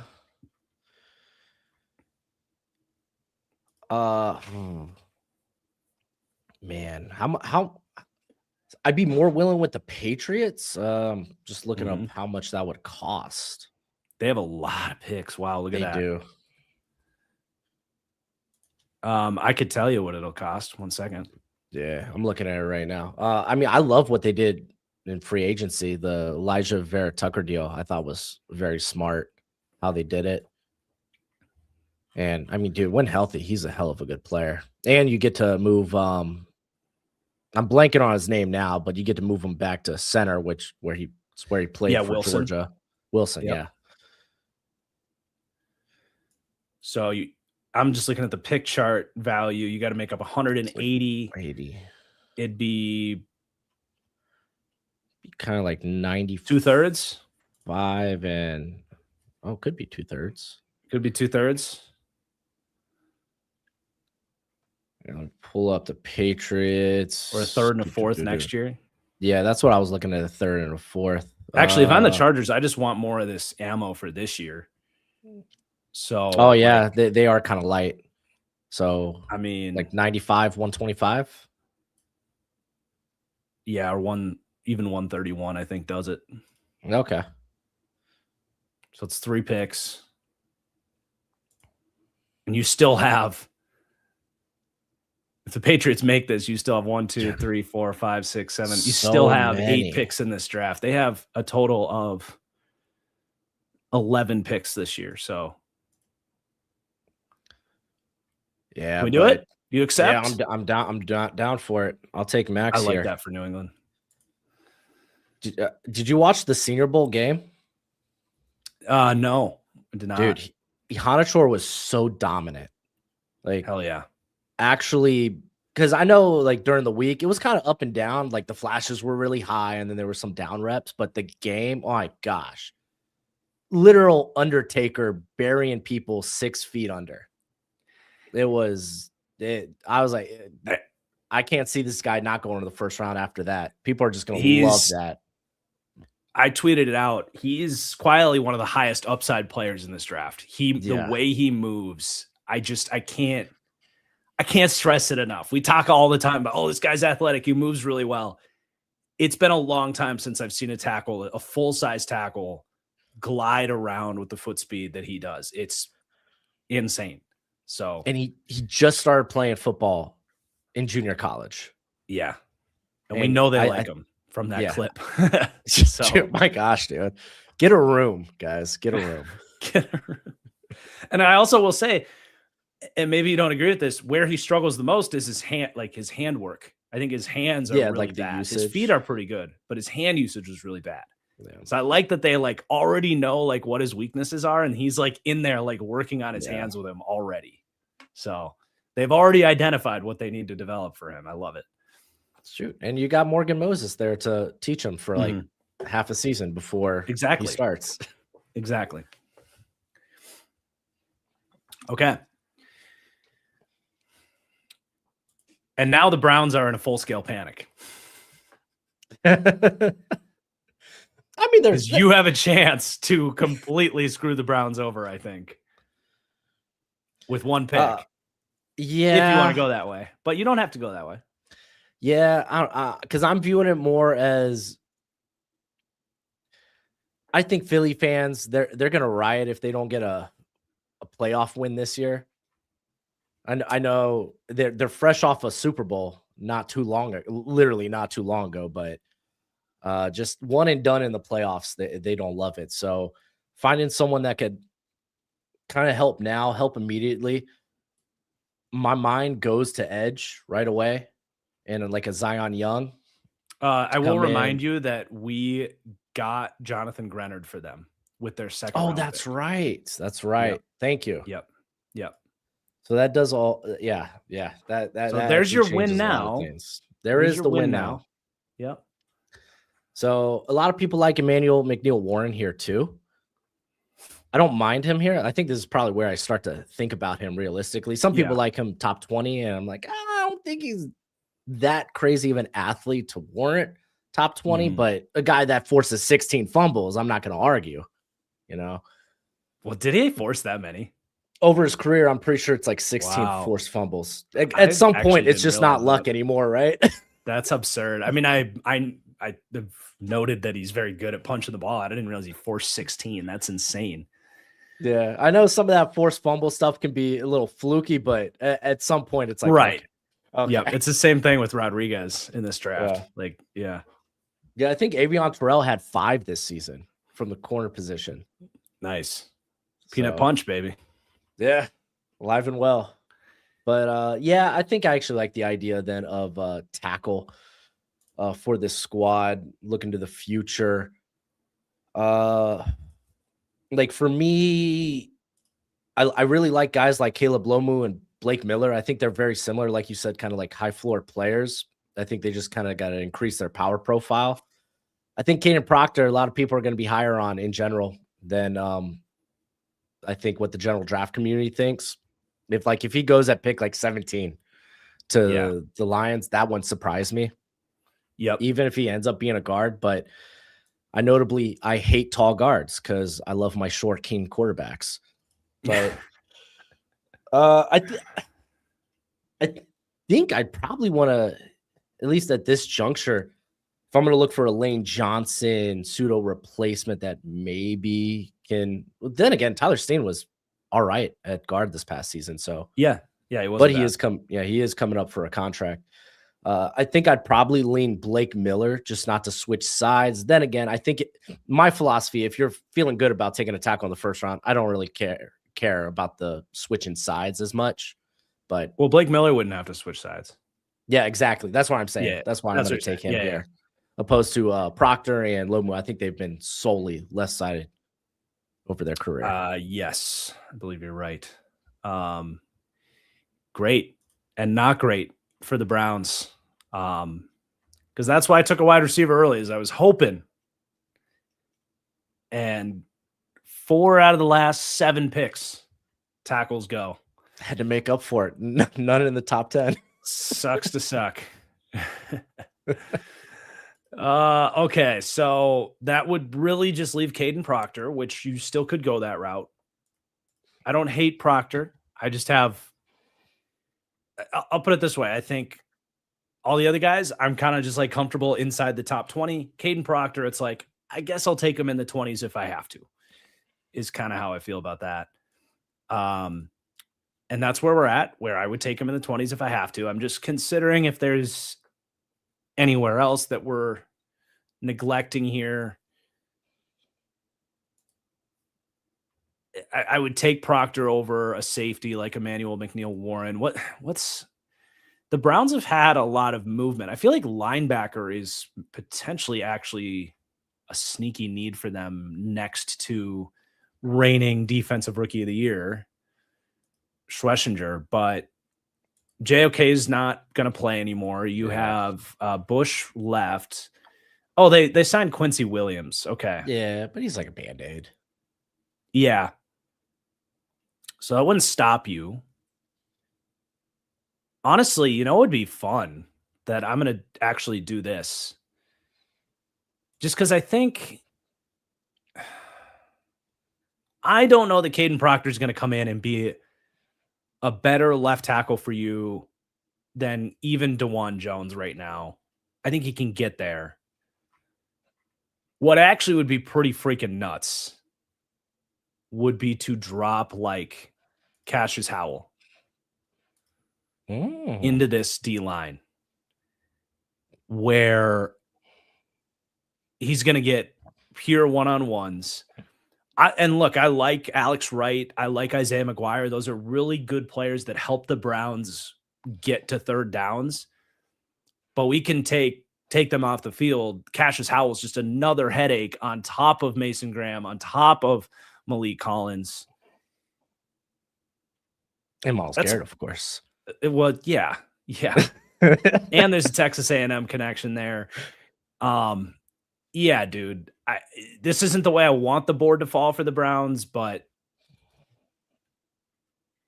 defense matters too. And they did so much in free agency with the offensive line that I think we're okay to do this. And hey, maybe DeJuan Jones does take a step. You never know. Nice. I think the Bears are in a great situation here where you could get your pick of DT. I just want to address this. Someone says Howell over Falk, and I do want to talk about this. Absolutely Howell over Falk. I have him graded over Falk, but especially on this team, just like I mentioned, they have run stuffers. They have Alex Wright and McGuire are honestly two extremely underrated early down run stuffers. That's what I think Falk does for you.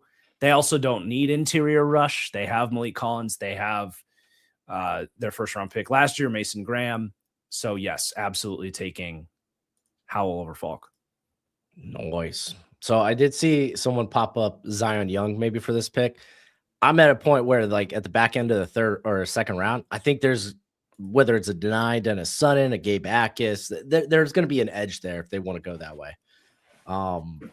For me, you could get the top DT on the board, whoever that may be, because there's going to be a lot of different discussions with that. Emmanuel McNeil Warren, this is actually, I think, a fun spot for him to pair up with Kobe Bryant. But I'm going to go with specifically because I don't think DT is going to be there at pick 57 and 60. I think those are their other picks.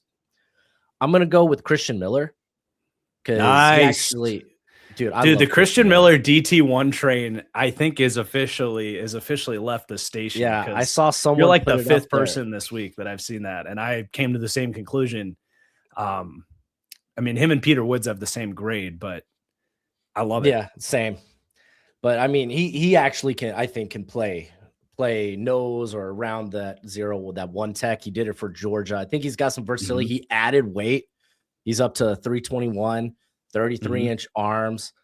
And when Georgia was desperate for pass rush this year, you go to the regular season game against Ole Miss, and that's when the light just kind of shot on. And he became very disruptive. And from there on out, their pass rush was pretty darn solid throughout the stretch and got them the SEC championship, got them to the playoff. We won't talk about what happened in the playoff, but yeah, I like Christian Miller quite a bit. I saw someone post some Christian Miller DT1 hype, and I was like, all right, hype train, let's go. Hell yeah. Dang, I really like that as a strategy. At first, I was like, when you were talking about the edge group, I was like, oh, I like Zion Young so much in this spot. But the way you explained it, I actually totally agree. I think if you want a D tackle in this class, it's genuinely going to help you.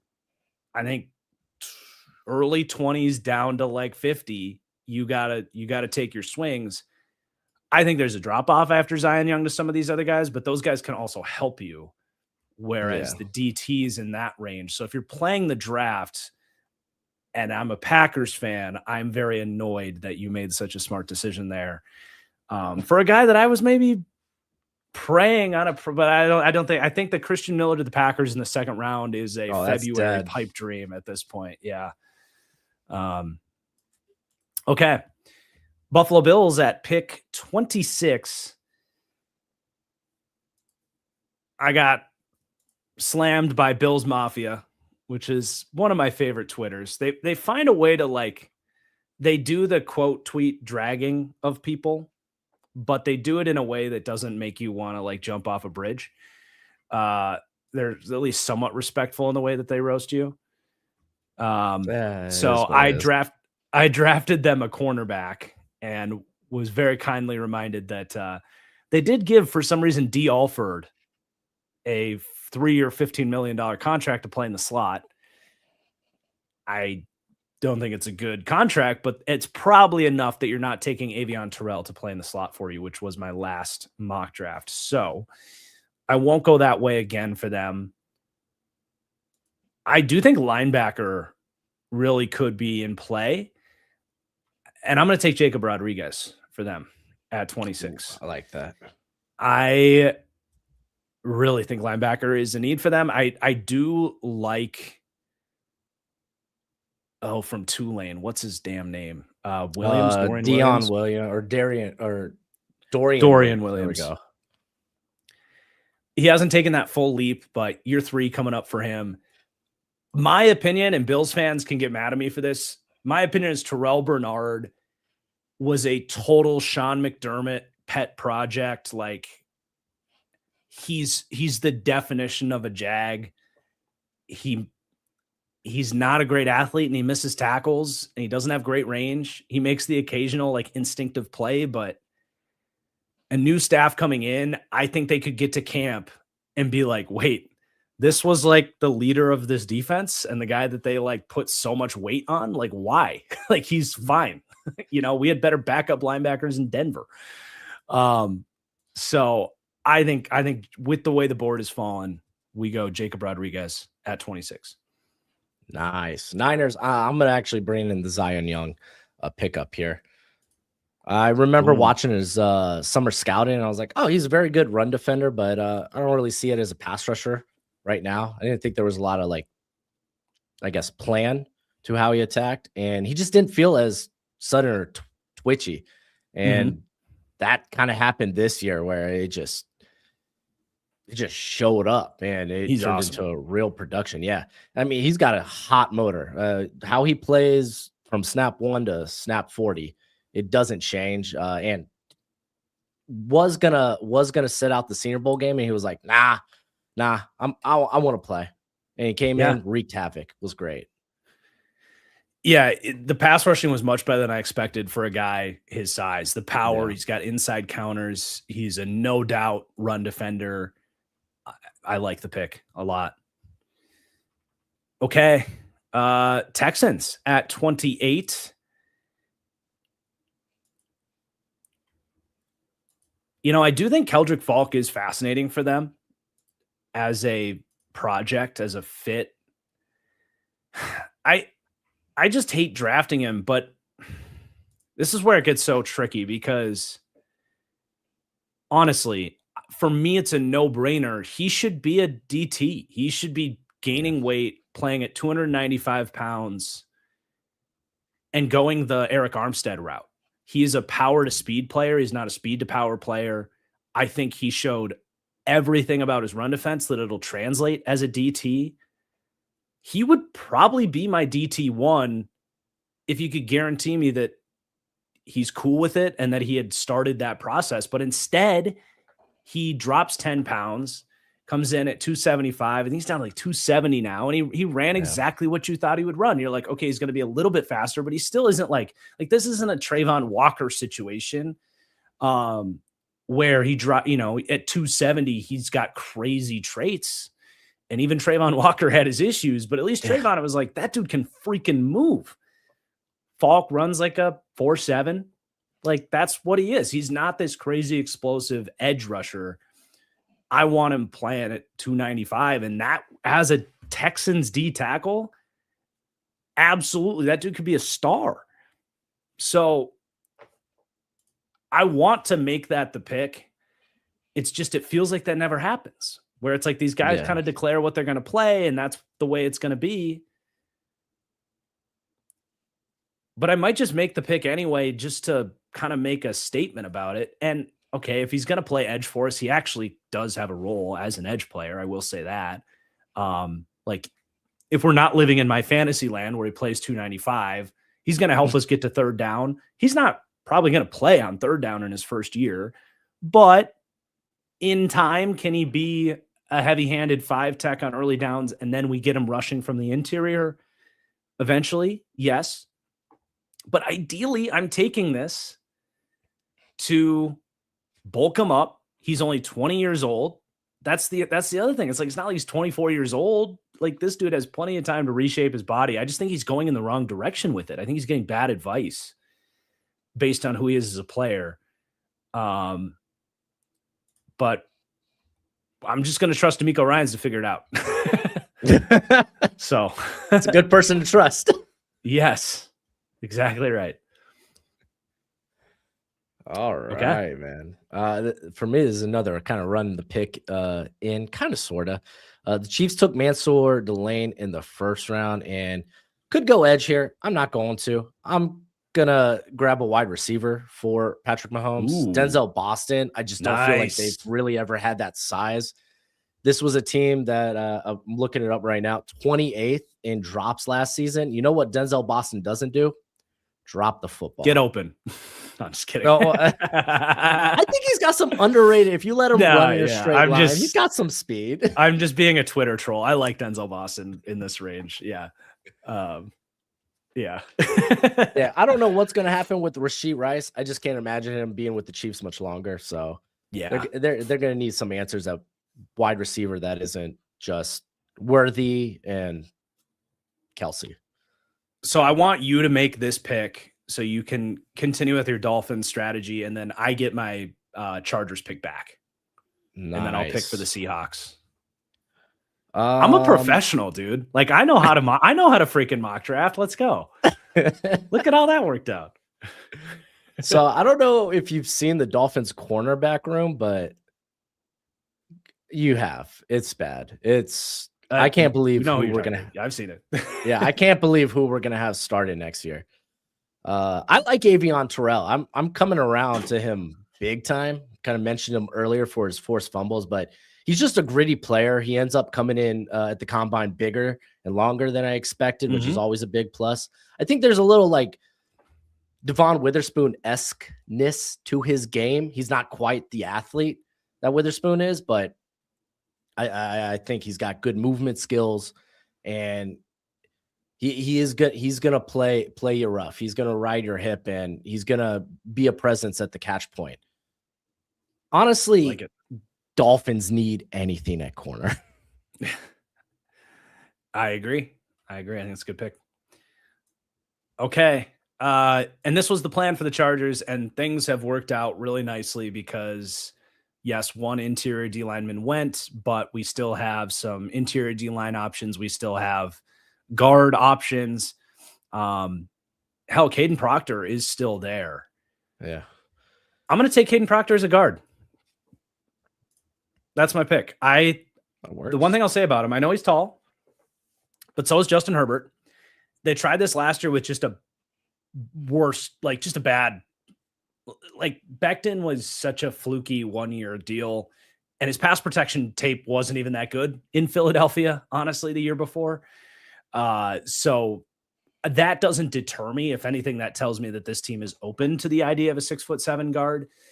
And someone did just point out terrible scheme fit for Caden Proctor with McDaniel. And now I'm really questioning myself. Well, I mean, if you're moving to a guard, I've pictured them in a certain scheme fit for so long, and now I'm kind of like, I mean, if you're moving to guard, I think he can move. Yeah, like, he moves well at 350. I think I'm just addressing the scheme fit questions.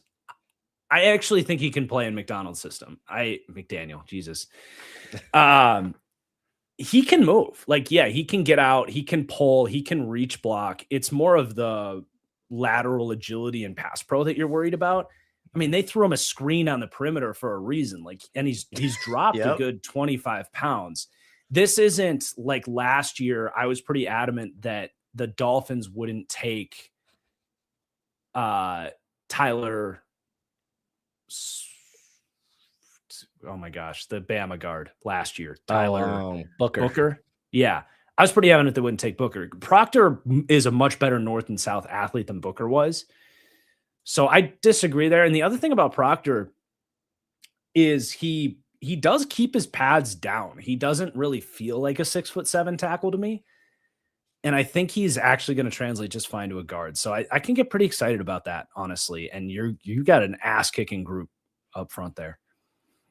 And then I'm going to pick for the Seahawks here at 32. Yes, and I did have a sir. super chat earlier that I was saving. So I hope you didn't tune out. It was about 45 minutes ago. But Butzel says, as a Hawks fan, I think depending on the board, I think we go either DB or D line, possibly RB if the board falls right. Future proof and plug talent drain. So guys that you lost, recoup players at those positions. I agree with the strategy. Also, super chat from Kid Blue says 2 GOATs of the NFL draft. Collab the world needed. I agree.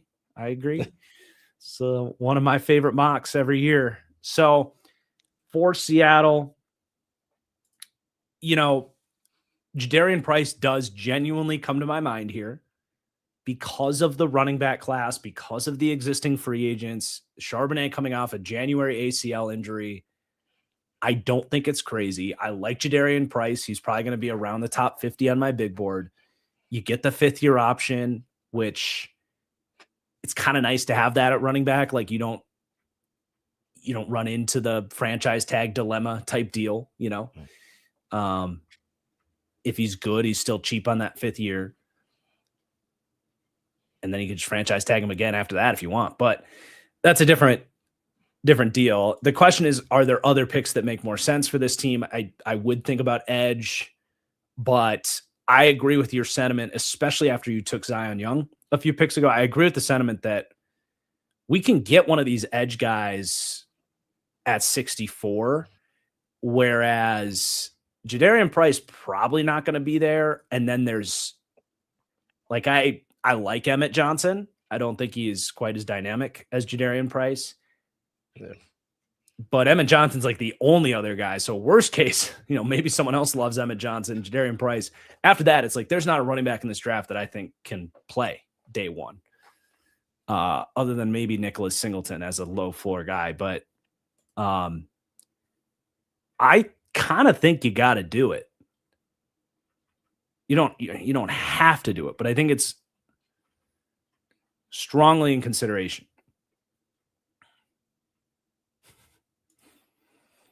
I don't hate the idea of taking Emmanuel Pregnon, though. After all of that. That would complete the offensive line, honestly. Right. Get Bradford out. I would feel really good about that. Close to home. Moves well. I think he can. He didn't test great, but he moves really well on tape. I know he can block wide zone. Basantis is probably a better athlete. I think Pregnon had better tape.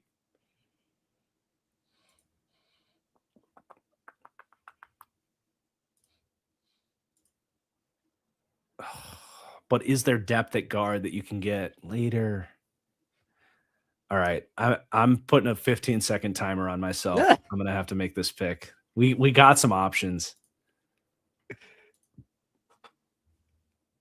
They got Shaheed back, right?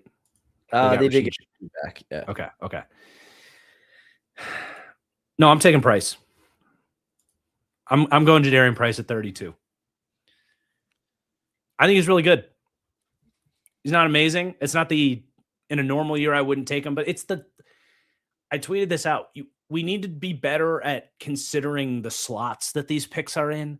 The 32nd pick is basically a second round pick. Like that's not like taking him at 20 or 15. Like, you know what I'm saying? Like I think you can sell this much better, especially when you contextualize the state of this offseason, how bad this running back class is, and how big of a need it is for Seattle. So, Yeah, I will say, I know in one of my dynasty leagues, I don't know where, I don't know which dynasty league, but I have Emmanuel Wilson. Seeing that pick breaks my heart. yeah, I mean, good for you for having Emmanuel Wilson. That's a nice like hipster player to have. But Dude, I was shocked that I had him. I mean, he was just in case Jacobs went down, and I was like, oh wow, yeah, he's now solid. He's He's good. good Yeah, RB2. Yeah, but he's not dynamic and versatile enough. no. And he's not as good of a wide zone runner either, as he is getting north and south. So okay. 33 would be me, right? Yes, you're up with the Jets. Perfect. So they took Arvell Reese, they took Jordan Tyson. I'm all about rolling for upside on this pick. They acquired Devondre Sweat. They brought in David Onyemata. I'd be down to take Caleb Banks here. Hope that, okay, maybe the foot's not bad. You know, he missed most of this past season with a foot injury. He had the broken foot at the combine and still ran just amazingly for a guy on a peg. But I'm gonna lean into that, what we saw at the back end of 2024 and the 3 games we saw last season, that the best has yet to come. And regardless, Sweat might not be the long-term option. I think Animata is only there for a year anyway. So just getting another guy that could be in that rotation, and if you get the best out of him, I think that's awesome. Yeah, I really like Banks. Okay. We did say we were gonna do kind of like, yeah, it's like a 1.5 round mock draft. We're gonna just pick up the pace tremendously here. We're gonna go. We are 15-second timer for every team that doesn't, isn't picking for the first time. You're on a 15-second timer, so we're gonna really challenge our mock draft ability here. May us do a good job here. God bless our souls. Okay, so that puts me up with the Cardinals at 15. So I already hate what I've done to myself. Manuel Pregnon. Let's get some offensive line there. We need a guard. That's nice. I actually was going to take Pregnon to the Titans. Yep. I don't think that changes what I do here. I'm going to go with Besantis. I like Kalen Rutledge a lot too. Apparently in 2024, he almost got his foot amputated from a car accident, but he came back a few weeks later and he played a full year last year. So medicals could be important. Just throwing that out there, but I do like the player quite a bit. If he ends up falling, that could be a reason. Yeah, but you're taking Besantis. Yeah, I'm going to go with Besantis. Okay, the Raiders, I will allow myself to spend some time here because they didn't really get a first-round pick. Mendoza was such a lock. So I will spend some time here. I think Caden Proctor's a pick I've seen here a lot. And I think with the way that they've kind of repositioned that D-line, and I really like Lee Hunter as well. Something about the certainty of what Caden McDonald brings, just so textbook as a nose tackle. Hunter's a little more unconventional. Like maybe there's a chance that his kind of skinny ankles and weird frame doesn't translate. Like I know exactly what Caden McDonald is going to give you. I think both Hunter and Woods are more rangy, versatile players in different aspects, but I think if the idea is like, let's get Max Crosby to third down, you can also just put Caden McDonald next to Max Crosby and load the other side of the line, and just that's your run defense. So we're gonna go McDonald there, even though I do have Hunter higher than McDonald as an overall player. I think for this team's kind of need and fit, we're gonna go McDonald. Okay, back to speed round. Yeah, I'm gonna run this sucker in. KC Concepcion to the New York Giants. They lost Wandale via free agency, and I mean, dude, help Jackson Dart. Get him Okay. another weapon there with Malik Neighbors. Texans. I think I'm going to take Caleb. Did I take? No, I didn't go O-line. I'm going to take Caleb Lomu. Oh, Long term. He's a long term developmental tackle. We're going to start putting those pieces in place. They have, Braden Smith, very injury prone player. Like that signing. You have Trent Brown. They do have their left tackle figured out, but you hope with Ursary. It's not like established forever that he's your forever left tackle, but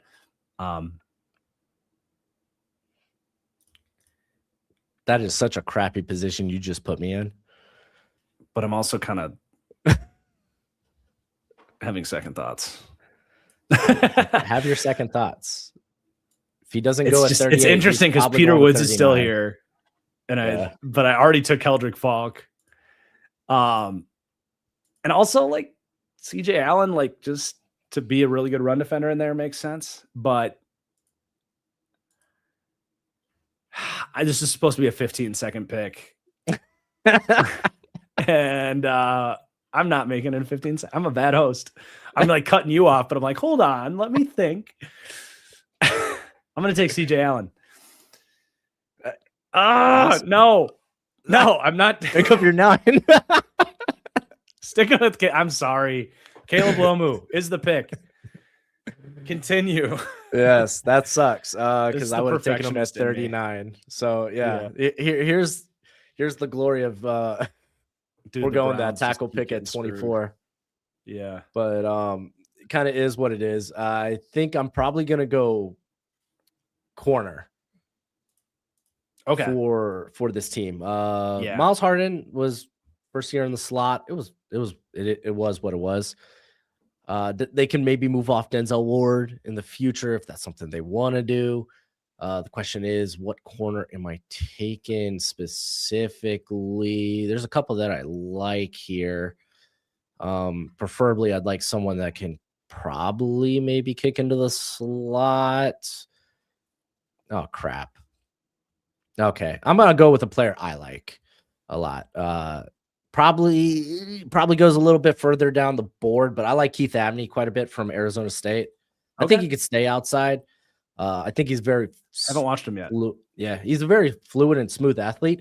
He was a Olympian as a roller skater. Hell yeah, or at least a national champion. I don't know if that's an Olympian thing, but at least a national champion at like 13. And he might not have like that top end speed, but he doesn't mind putting hands on wide receiver. I think he's really good at like breaking on in routes. He had a nice interception to seal the game against, I think it was Cincinnati. It was some team wearing black and red. I know it wasn't Texas Tech, but it might have been Arizona State. I think actually gave Texas Tech their first loss. So might have to go back and look at that. All right. I let you talk because I took forever with the Texans, but now 15-second timer. I will take. Well, we haven't taken an edge yet for the Chiefs. Nah, and it's time to do that. My next best edge, I believe, would be Derek Moore. I like Derek Moore. Yes. And I think he's more their type than Malachi Lawrence. I'm not crazy about TJ Parker. I think him and Derek Moore are very similar, but Moore's a really good football player, man. Really good power. Way more consistent, in my opinion, than what we got from TJ Parker. Willing to bet on him more. Pun unintended. Okay, Bengals. Let me just make sure what they picked. They took Dylan Thiemann. I'm going to go with Peter Woods. Get some help on the interior. He's still a hell of a good player. Yep. Okay, Saints. We grabbed. What do we do? Jermon McCoy. So I would like to get another playmaker in here, I think.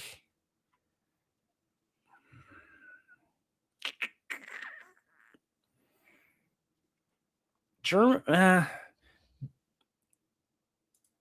gonna wait at wide receiver. I think we can wait till third round for that. And I'm gonna, I think, probably take Lee Hunter. Would that be crazy? Because No. they lost. Yeah, I'm taking Lee Hunter. You got Devon Godshot, Nathan Shepard, Brian Brzee is your DT room. More of a Miami run oriented player, but Dolphins. that's really good value at 42 at that point. All right, Miami Dolphins, Francis Mauigoa, Avion Terrell. I want to go to wide receiver here. I like Jeremy Bernard quite a bit. He gives me just Jawan Jennings vibes where he's just going to be a Yeah, very dude. good security blanket and just creates after the catch. I like Chris Bell quite a bit, and the Dolphins aren't in a hurry to turn this thing around. God forbid. I feel terrible for Malik Willis, but essentially it's a coin toss. To be fair, actually, Jeremy Bernard actually ran way better than I thought. Well, maybe not way better. I Yeah, he think it ran was in the like four four. fours. Yeah. Yeah. So actually, I'll stick it with here. Let's get a best friend for Malik Willis. Jeremy Bernard. Yeah, I'm gonna go with Jeremy. Yeah, Bernard. I love it. I love that. Okay, Jets at pick 44. Maybe Emmanuel McNeil Warren. God, they have so many picks, man. That defense would really. You took Caleb Banks. We got Arvell Reese. I think Emmanuel McNeil Warren. I've taken Thieneman for them in the first. Yeah, I think that's gonna be my pick there. Yeah. Okay, Ravens. We were highly talking about getting an edge here at 45. I'm assuming that's where you're cool with going. Yeah. I mean, I think they could also go in defensive interior just because with I don't know what the timetable is with Madubuike or if he's going to return. Question is just what's better at this spot. Then again, I think you have 5 seconds. Perfect. I'm gonna go with the Gay Bacchus. I actually like Gay Bacchus quite a bit. Okay. I thought he had a good Senior Bowl and a good second half of the season. I'm a little lower on Bacchus. I think he's probably more of an edge 3 in the league, and I think there were some other guys I would have preferred, like Lawrence or TJ Parker, probably at that point. But I know I'm kind of alone in that, so that's cool. Yeah, I feel like get my, or at least for me, Bacchus is kind of in that sphere. Mm-hmm. I throw Denai in there too. I think that's about as early as I'm okay with Bacchus. Okay, so the hardest part is like remembering where we went in the first round. So we went edge for Tampa at 46. And I would think about Eli Stowers here. Linebacker's a big need for them, though, and CJ Allen is still there, so we're going to run that one in. Okay, Colts, you get to spend as much time as you want. Okay. On this one. I won't force you to hurry up. Yeah, this is a team, honestly, I wish they had a better free agency. It just didn't feel like they did much. I get that they retained some of their guys, but that I feel like that defense is still being hung out to dry.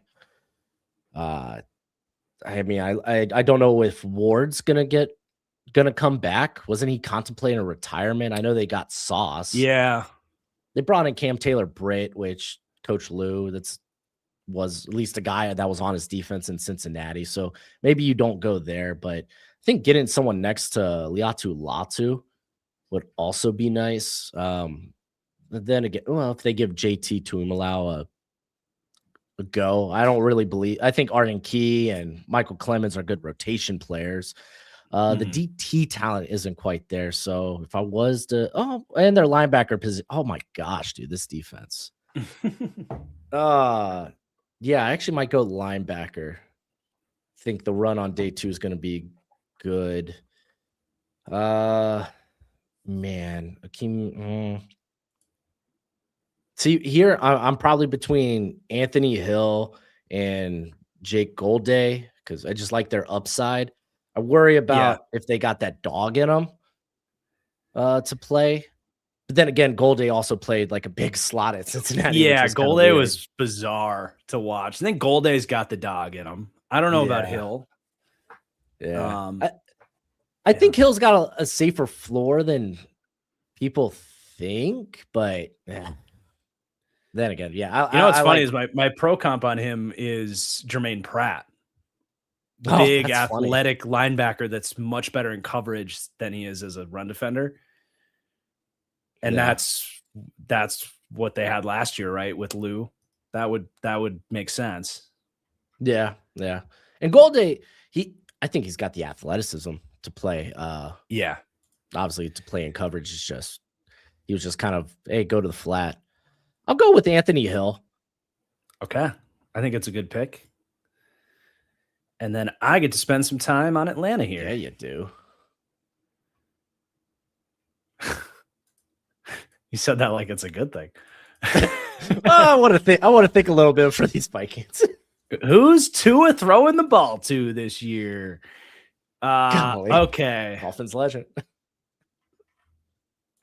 Their defense has shaped into form, but I feel like there's still room to pick your spots with this defense. I think losing I mean, they've thinned out at linebacker the last couple of years for sure. So I would think about that. It's kind of a sweet spot at linebacker. I think honestly, edge is probably okay. They just have a lot of uncertainty at edge because, like, okay, Yeah, Azeez Ojulari, can he stay healthy? Samson Ebukam, can he stay healthy? James Pierce Jr., can he stay on the field? And Jalen Walker is like, what kind of leap does he take in year 2? So I don't think you can't take edge. If I liked an offensive lineman, I would do that, but we've taken a lot of them off the board. So I think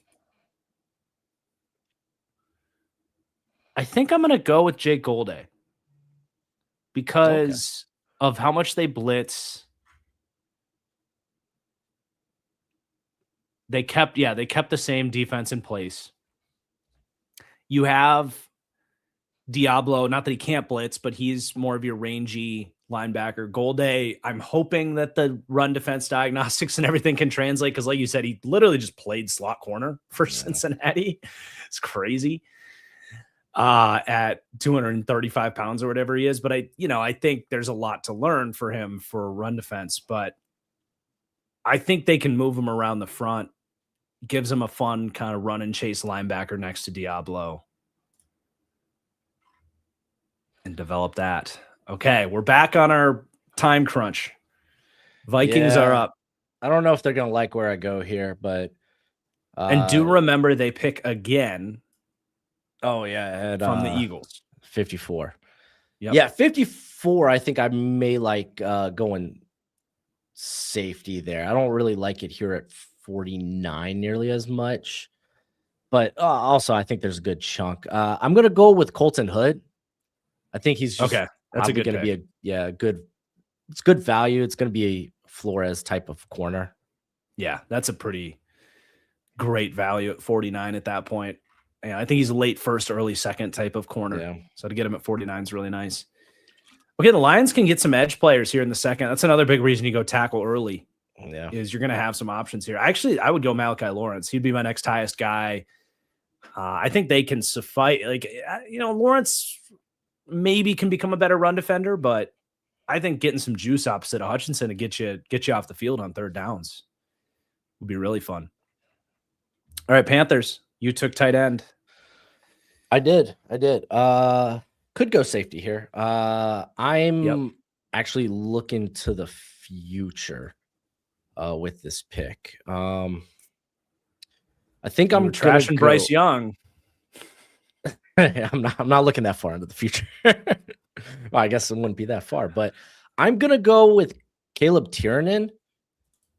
He played both tackle spots over in Northwestern, but he might profile better as a guard, and they got a lot of money invested in guard, so maybe they get off of that in a year. But also, both their tackles are 1 year, essentially in the final year. Thinking about offensive line is a good idea. Whether it's a guard of the future, tackle of the future, there's a lot of future uncertainty there. I think they're in really good shape right now, but I don't think that's crazy at all. Okay, I get to pick for Packers. Green Bay at 52. And I think I know exactly where I'm going here. I really like Daryl Jackson Jr. I don't know what you think about him. I like him quite a bit. I wish he popped a little bit more as a pass rusher this year, but Yeah, dude's a freak. He looked really good at the Senior Bowl too when he showed yeah. up. I think day 2. Because I haven't gotten deep enough in this corner class to say this with certainty, but based on what everybody says, it seems like there's a lot of third round depth. I Yeah, really do like Chris Johnson. Like, he's awesome and might even be a little bit higher than I end up with Daryl Jackson, but I don't think I can find this later. And yeah, I think there's a bigger need for Green Bay too. Green Bay for me they're in a better position at corner than they were last year, in my opinion, because they did sign Benjamin St. Juste, who I think can play in their system. And I do think Trayvon Diggs will be a part of this team. I do. So is we're he going to go signed Daryl yet? Jackson. He's not, but he's like basically living and hanging out with Micah Parsons, like, and No, working okay. out in Packers gear. And that was always kind of the plan, was like, they claimed him at the end of the year. Obviously they're not going to keep him on that $20 million contract he was on, but it's like, hey, this is a really good fit, like, schematically. And Micah's like your best friend and we like you. Like, I think he'll be back. So Daryl Jackson Jr., I would be very happy. If the Christian Miller train has left the station, I'm very happy with Daryl Jackson Jr. there at 52. Yeah. Yeah, this is about the spot where I would like think about him and like Big Citrus. I think those are probably the Yeah, next 2 I'm guys. even higher. I would say I have Jackson a good chunk higher Oh, than nice. Big Citrus. Yeah. Steelers. They took Ty Simpson. So how I'm gonna fumble the bag now? I think there's really okay. They have 3 picks in the 3rd round. I think there's good wide receiver talent to be had in the 3rd round. They Mhm. classically pick day 2 wide receivers. So I'm gonna go with Kalen Rutledge. I like him quite a bit. He's gonna hopefully challenge, if not start at left guard in place of Isaac Samalu. So I was literally thinking corner because I haven't done this cornerback draft enough. I was like, that's a corner. I gotta watch Rutledge like tonight because I'm doing my offensive line rankings later this week. So he's very, very high on my watch list. Very nice. Okay.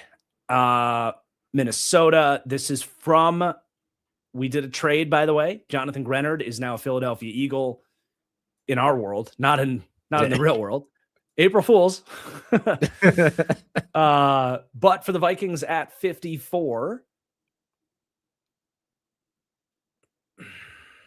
we've gotten them an edge, and we've gotten them, and someone in the chat reminded me there's your picks. We've got them edge and corner. I think Chris Bell would be. yeah. It depends if you want kind of like a Debo-esque entity or if you want just like a true vertical threat. I like both these guys. I also really like, by the way, I don't know why the absolute F nobody's talking about Kevin Coleman. I have a 2nd round grade on him. I think he's freaking awesome. So I will shout him out as well. But I actually really like the idea of Chris Bell for the run after catch stuff he would bring now. He's like an easy button guy. So, whether that's for Kyler or if JJ figures it out and ends up in there, he's an easy button guy. Get him the ball, convert first downs, stay ahead of the chains. It's a fun fit. And if he develops his game, you could eventually bridge your way out of Jordan Addison. Yeah. Okay. So Chargers, I'm going to take TJ Parker. Nice. I think he's just got a high floor player. Tully is a free agent after this season. So is Khalil Mack. So yeah, no, that's a nice, easy pick. Jags up. I get to spend some time on this one. They're a weird team because they don't really have glaring needs other than linebacker that was freed up with Devin Lloyd leaving. They kind of patched all their holes in free agency last year with all these cheap players, and then they all kind of worked. So you can kind of just go best player available for them. I think Chris Johnson is going to be very high to best player available, very high up there for best player available. You have certainly questions at corner. They extended Monteric Brown. Travis Hunter's doing his thing. Jordan Lewis is there in the nickel. So he might not necessarily play right away, but I think eventually he's going to beat out Monteric Brown. He definitely fits Campanelli's system. I'm not taking a running back here that I think is better than Byshell Tootin. The only other guy I would maybe think about would be Jennings Dunker as a guard. Yeah.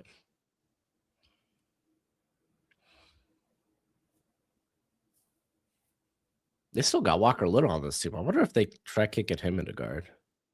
They could. And I liked Wyatt Milam last year a lot. Yeah. So I'm going to take Chris Johnson. There's a lot of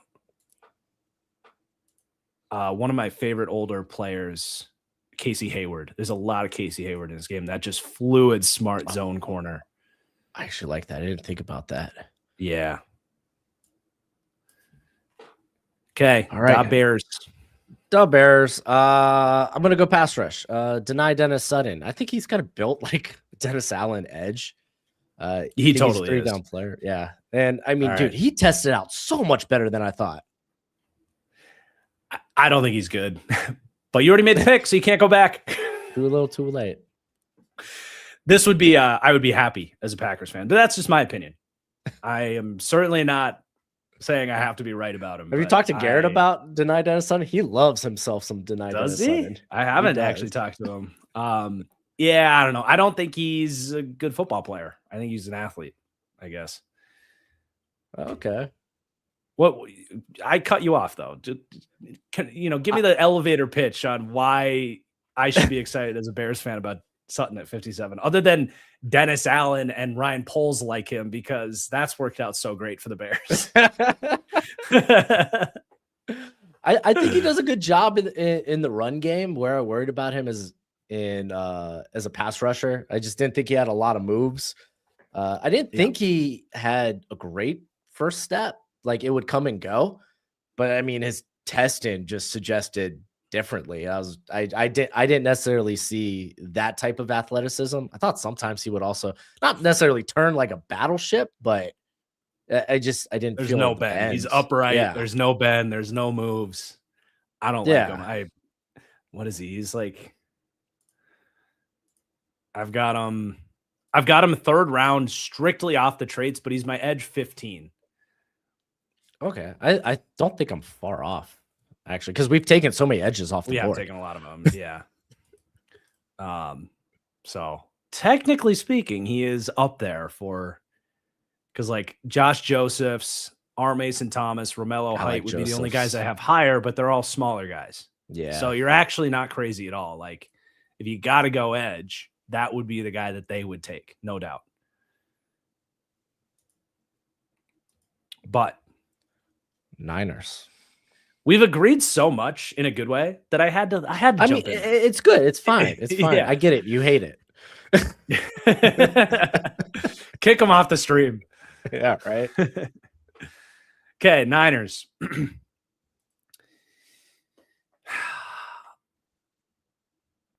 By the way, this dude's ass. Bro, I know. He got so much so hype bad. At the Senior Bowl. He's so literally bad. all tools. He's big and long.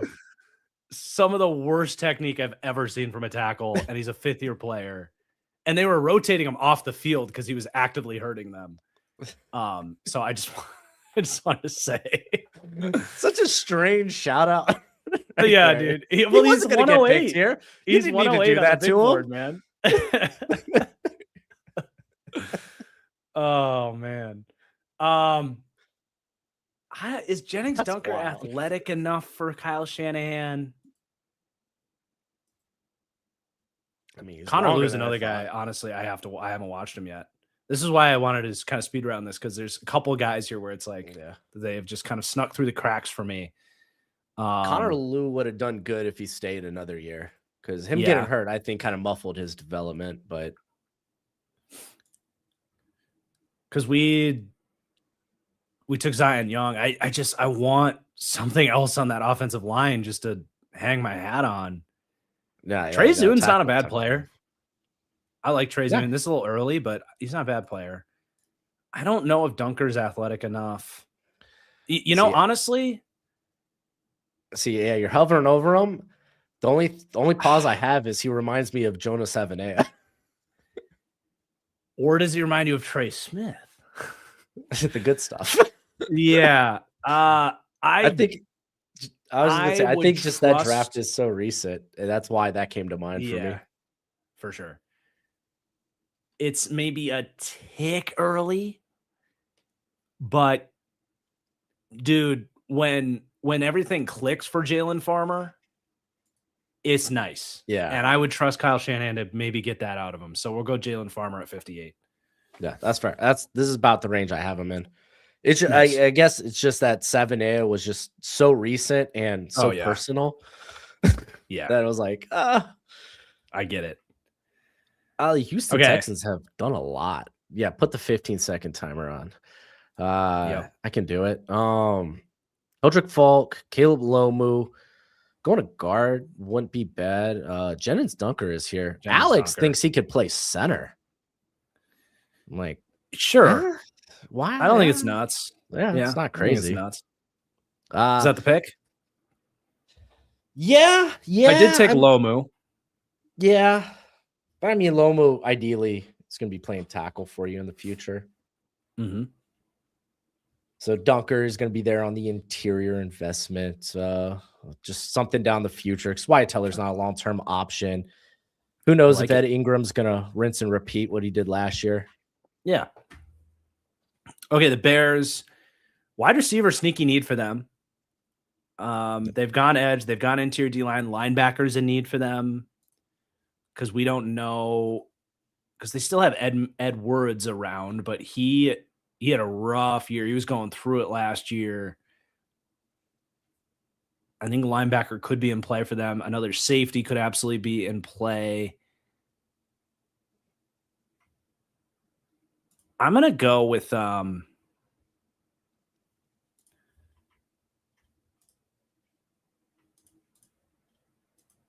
I didn't lose connection. I just froze for No, a you're second. good. My brain just froze for a second. I can't find him. That's the problem. The South Carolina Oh, Cisse? Jalen Kilgore. Oh, Kilgore. My bad. Dang, Trevor hated Kilgore. I talk about Trevor like he's dead. This isn't his board anymore, dude. It's not his isn't board anymore. There's no opportunity for him to bump Kilgore up anymore. Yeah. I think Kilgore could either be, I don't know Kyler Gordon's contract situation. Did they? This is supposed to be a quick pick, and here we are. 1 second. Well, Kyler Gordon was also a little beat up last year. Yeah, I feel like he's not. They signed him a couple years ago, didn't they? Or draft him. Yeah, I think he should at the very least be going into third, They if not just fourth. extended him. Did they really? I didn't know that. Yeah, because I like Kilgore can do both. That's what I was thinking safety for them, but then I was like, he could also be a slot. I don't know that I'm taking him to compete as a starting safety right away, though. It's more of like eventually he learns how to do that. So maybe it's AJ Halsey for the Bears at 60 would be more of the surefire second round safety option there. Okay, back on track with the Rams at 61. And then we have the Broncos are the only pick left that is for the first time. Yeah. So we'll try to speed this up on the way out here. Yeah. Rams, I think I got more of a third round grade on this guy, but I think this is a good spot to give him a little shine. I'm gonna go Micah Morris out of Georgia. Oof. Okay. Yeah, we could have a conversation here, but go ahead.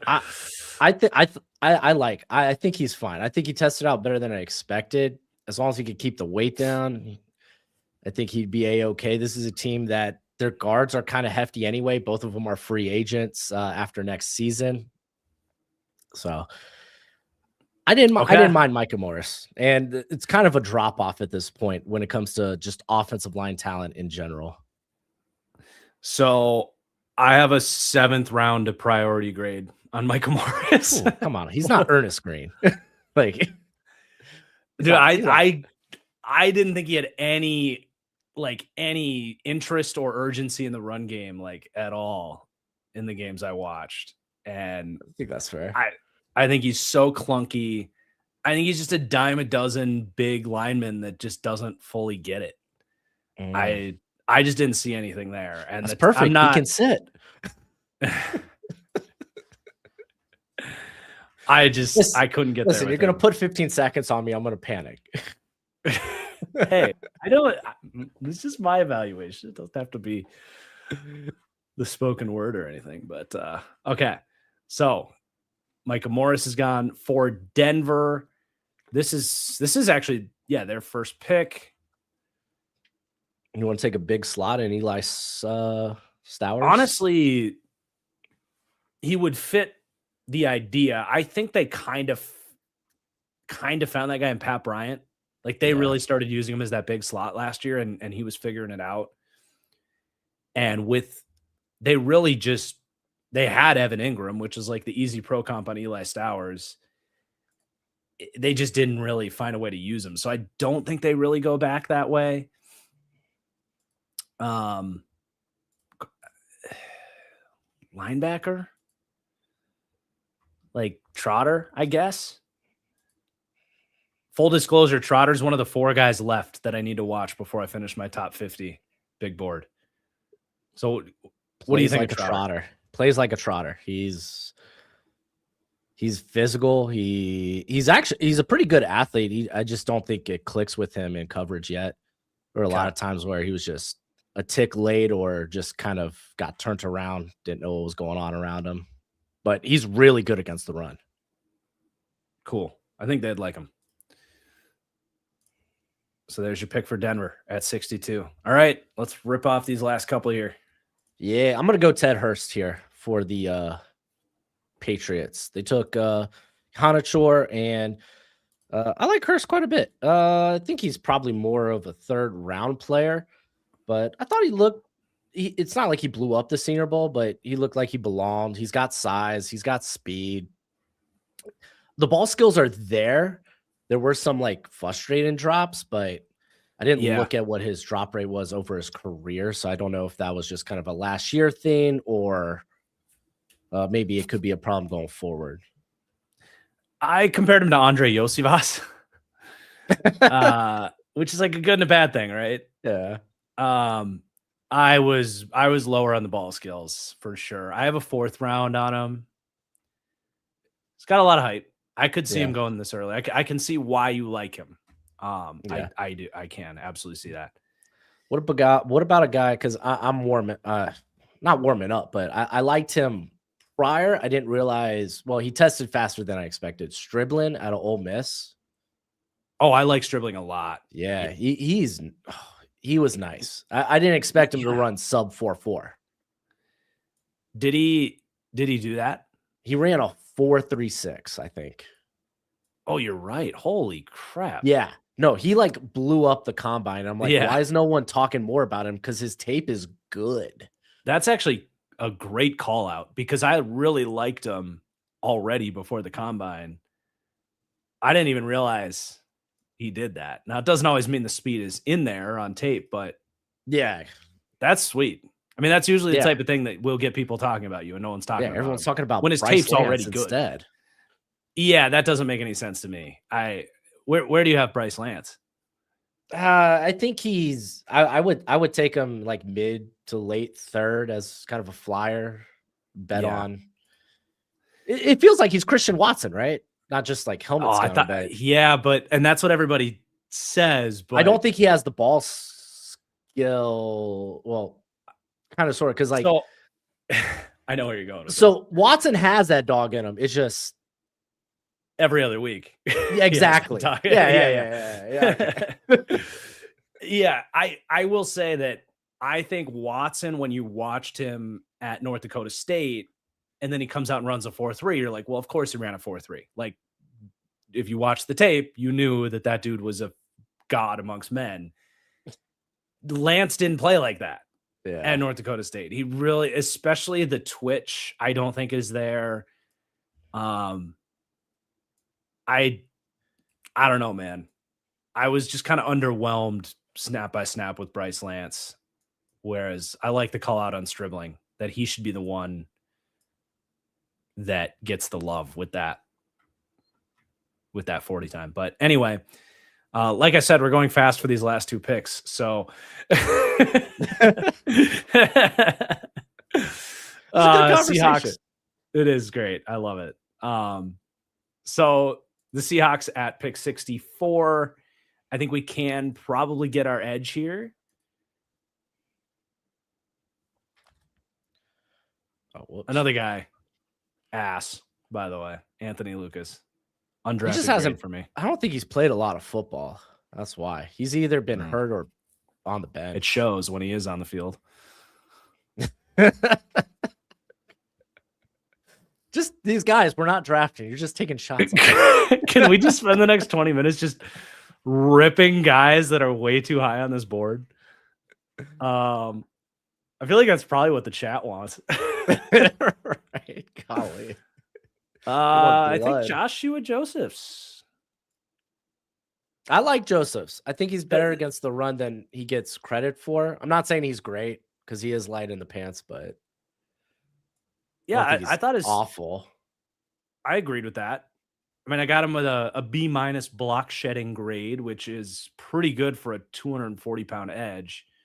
So we probably saw something similar there. The nice thing about the Seahawks is there's not really like a scheme fit for their D-line picks.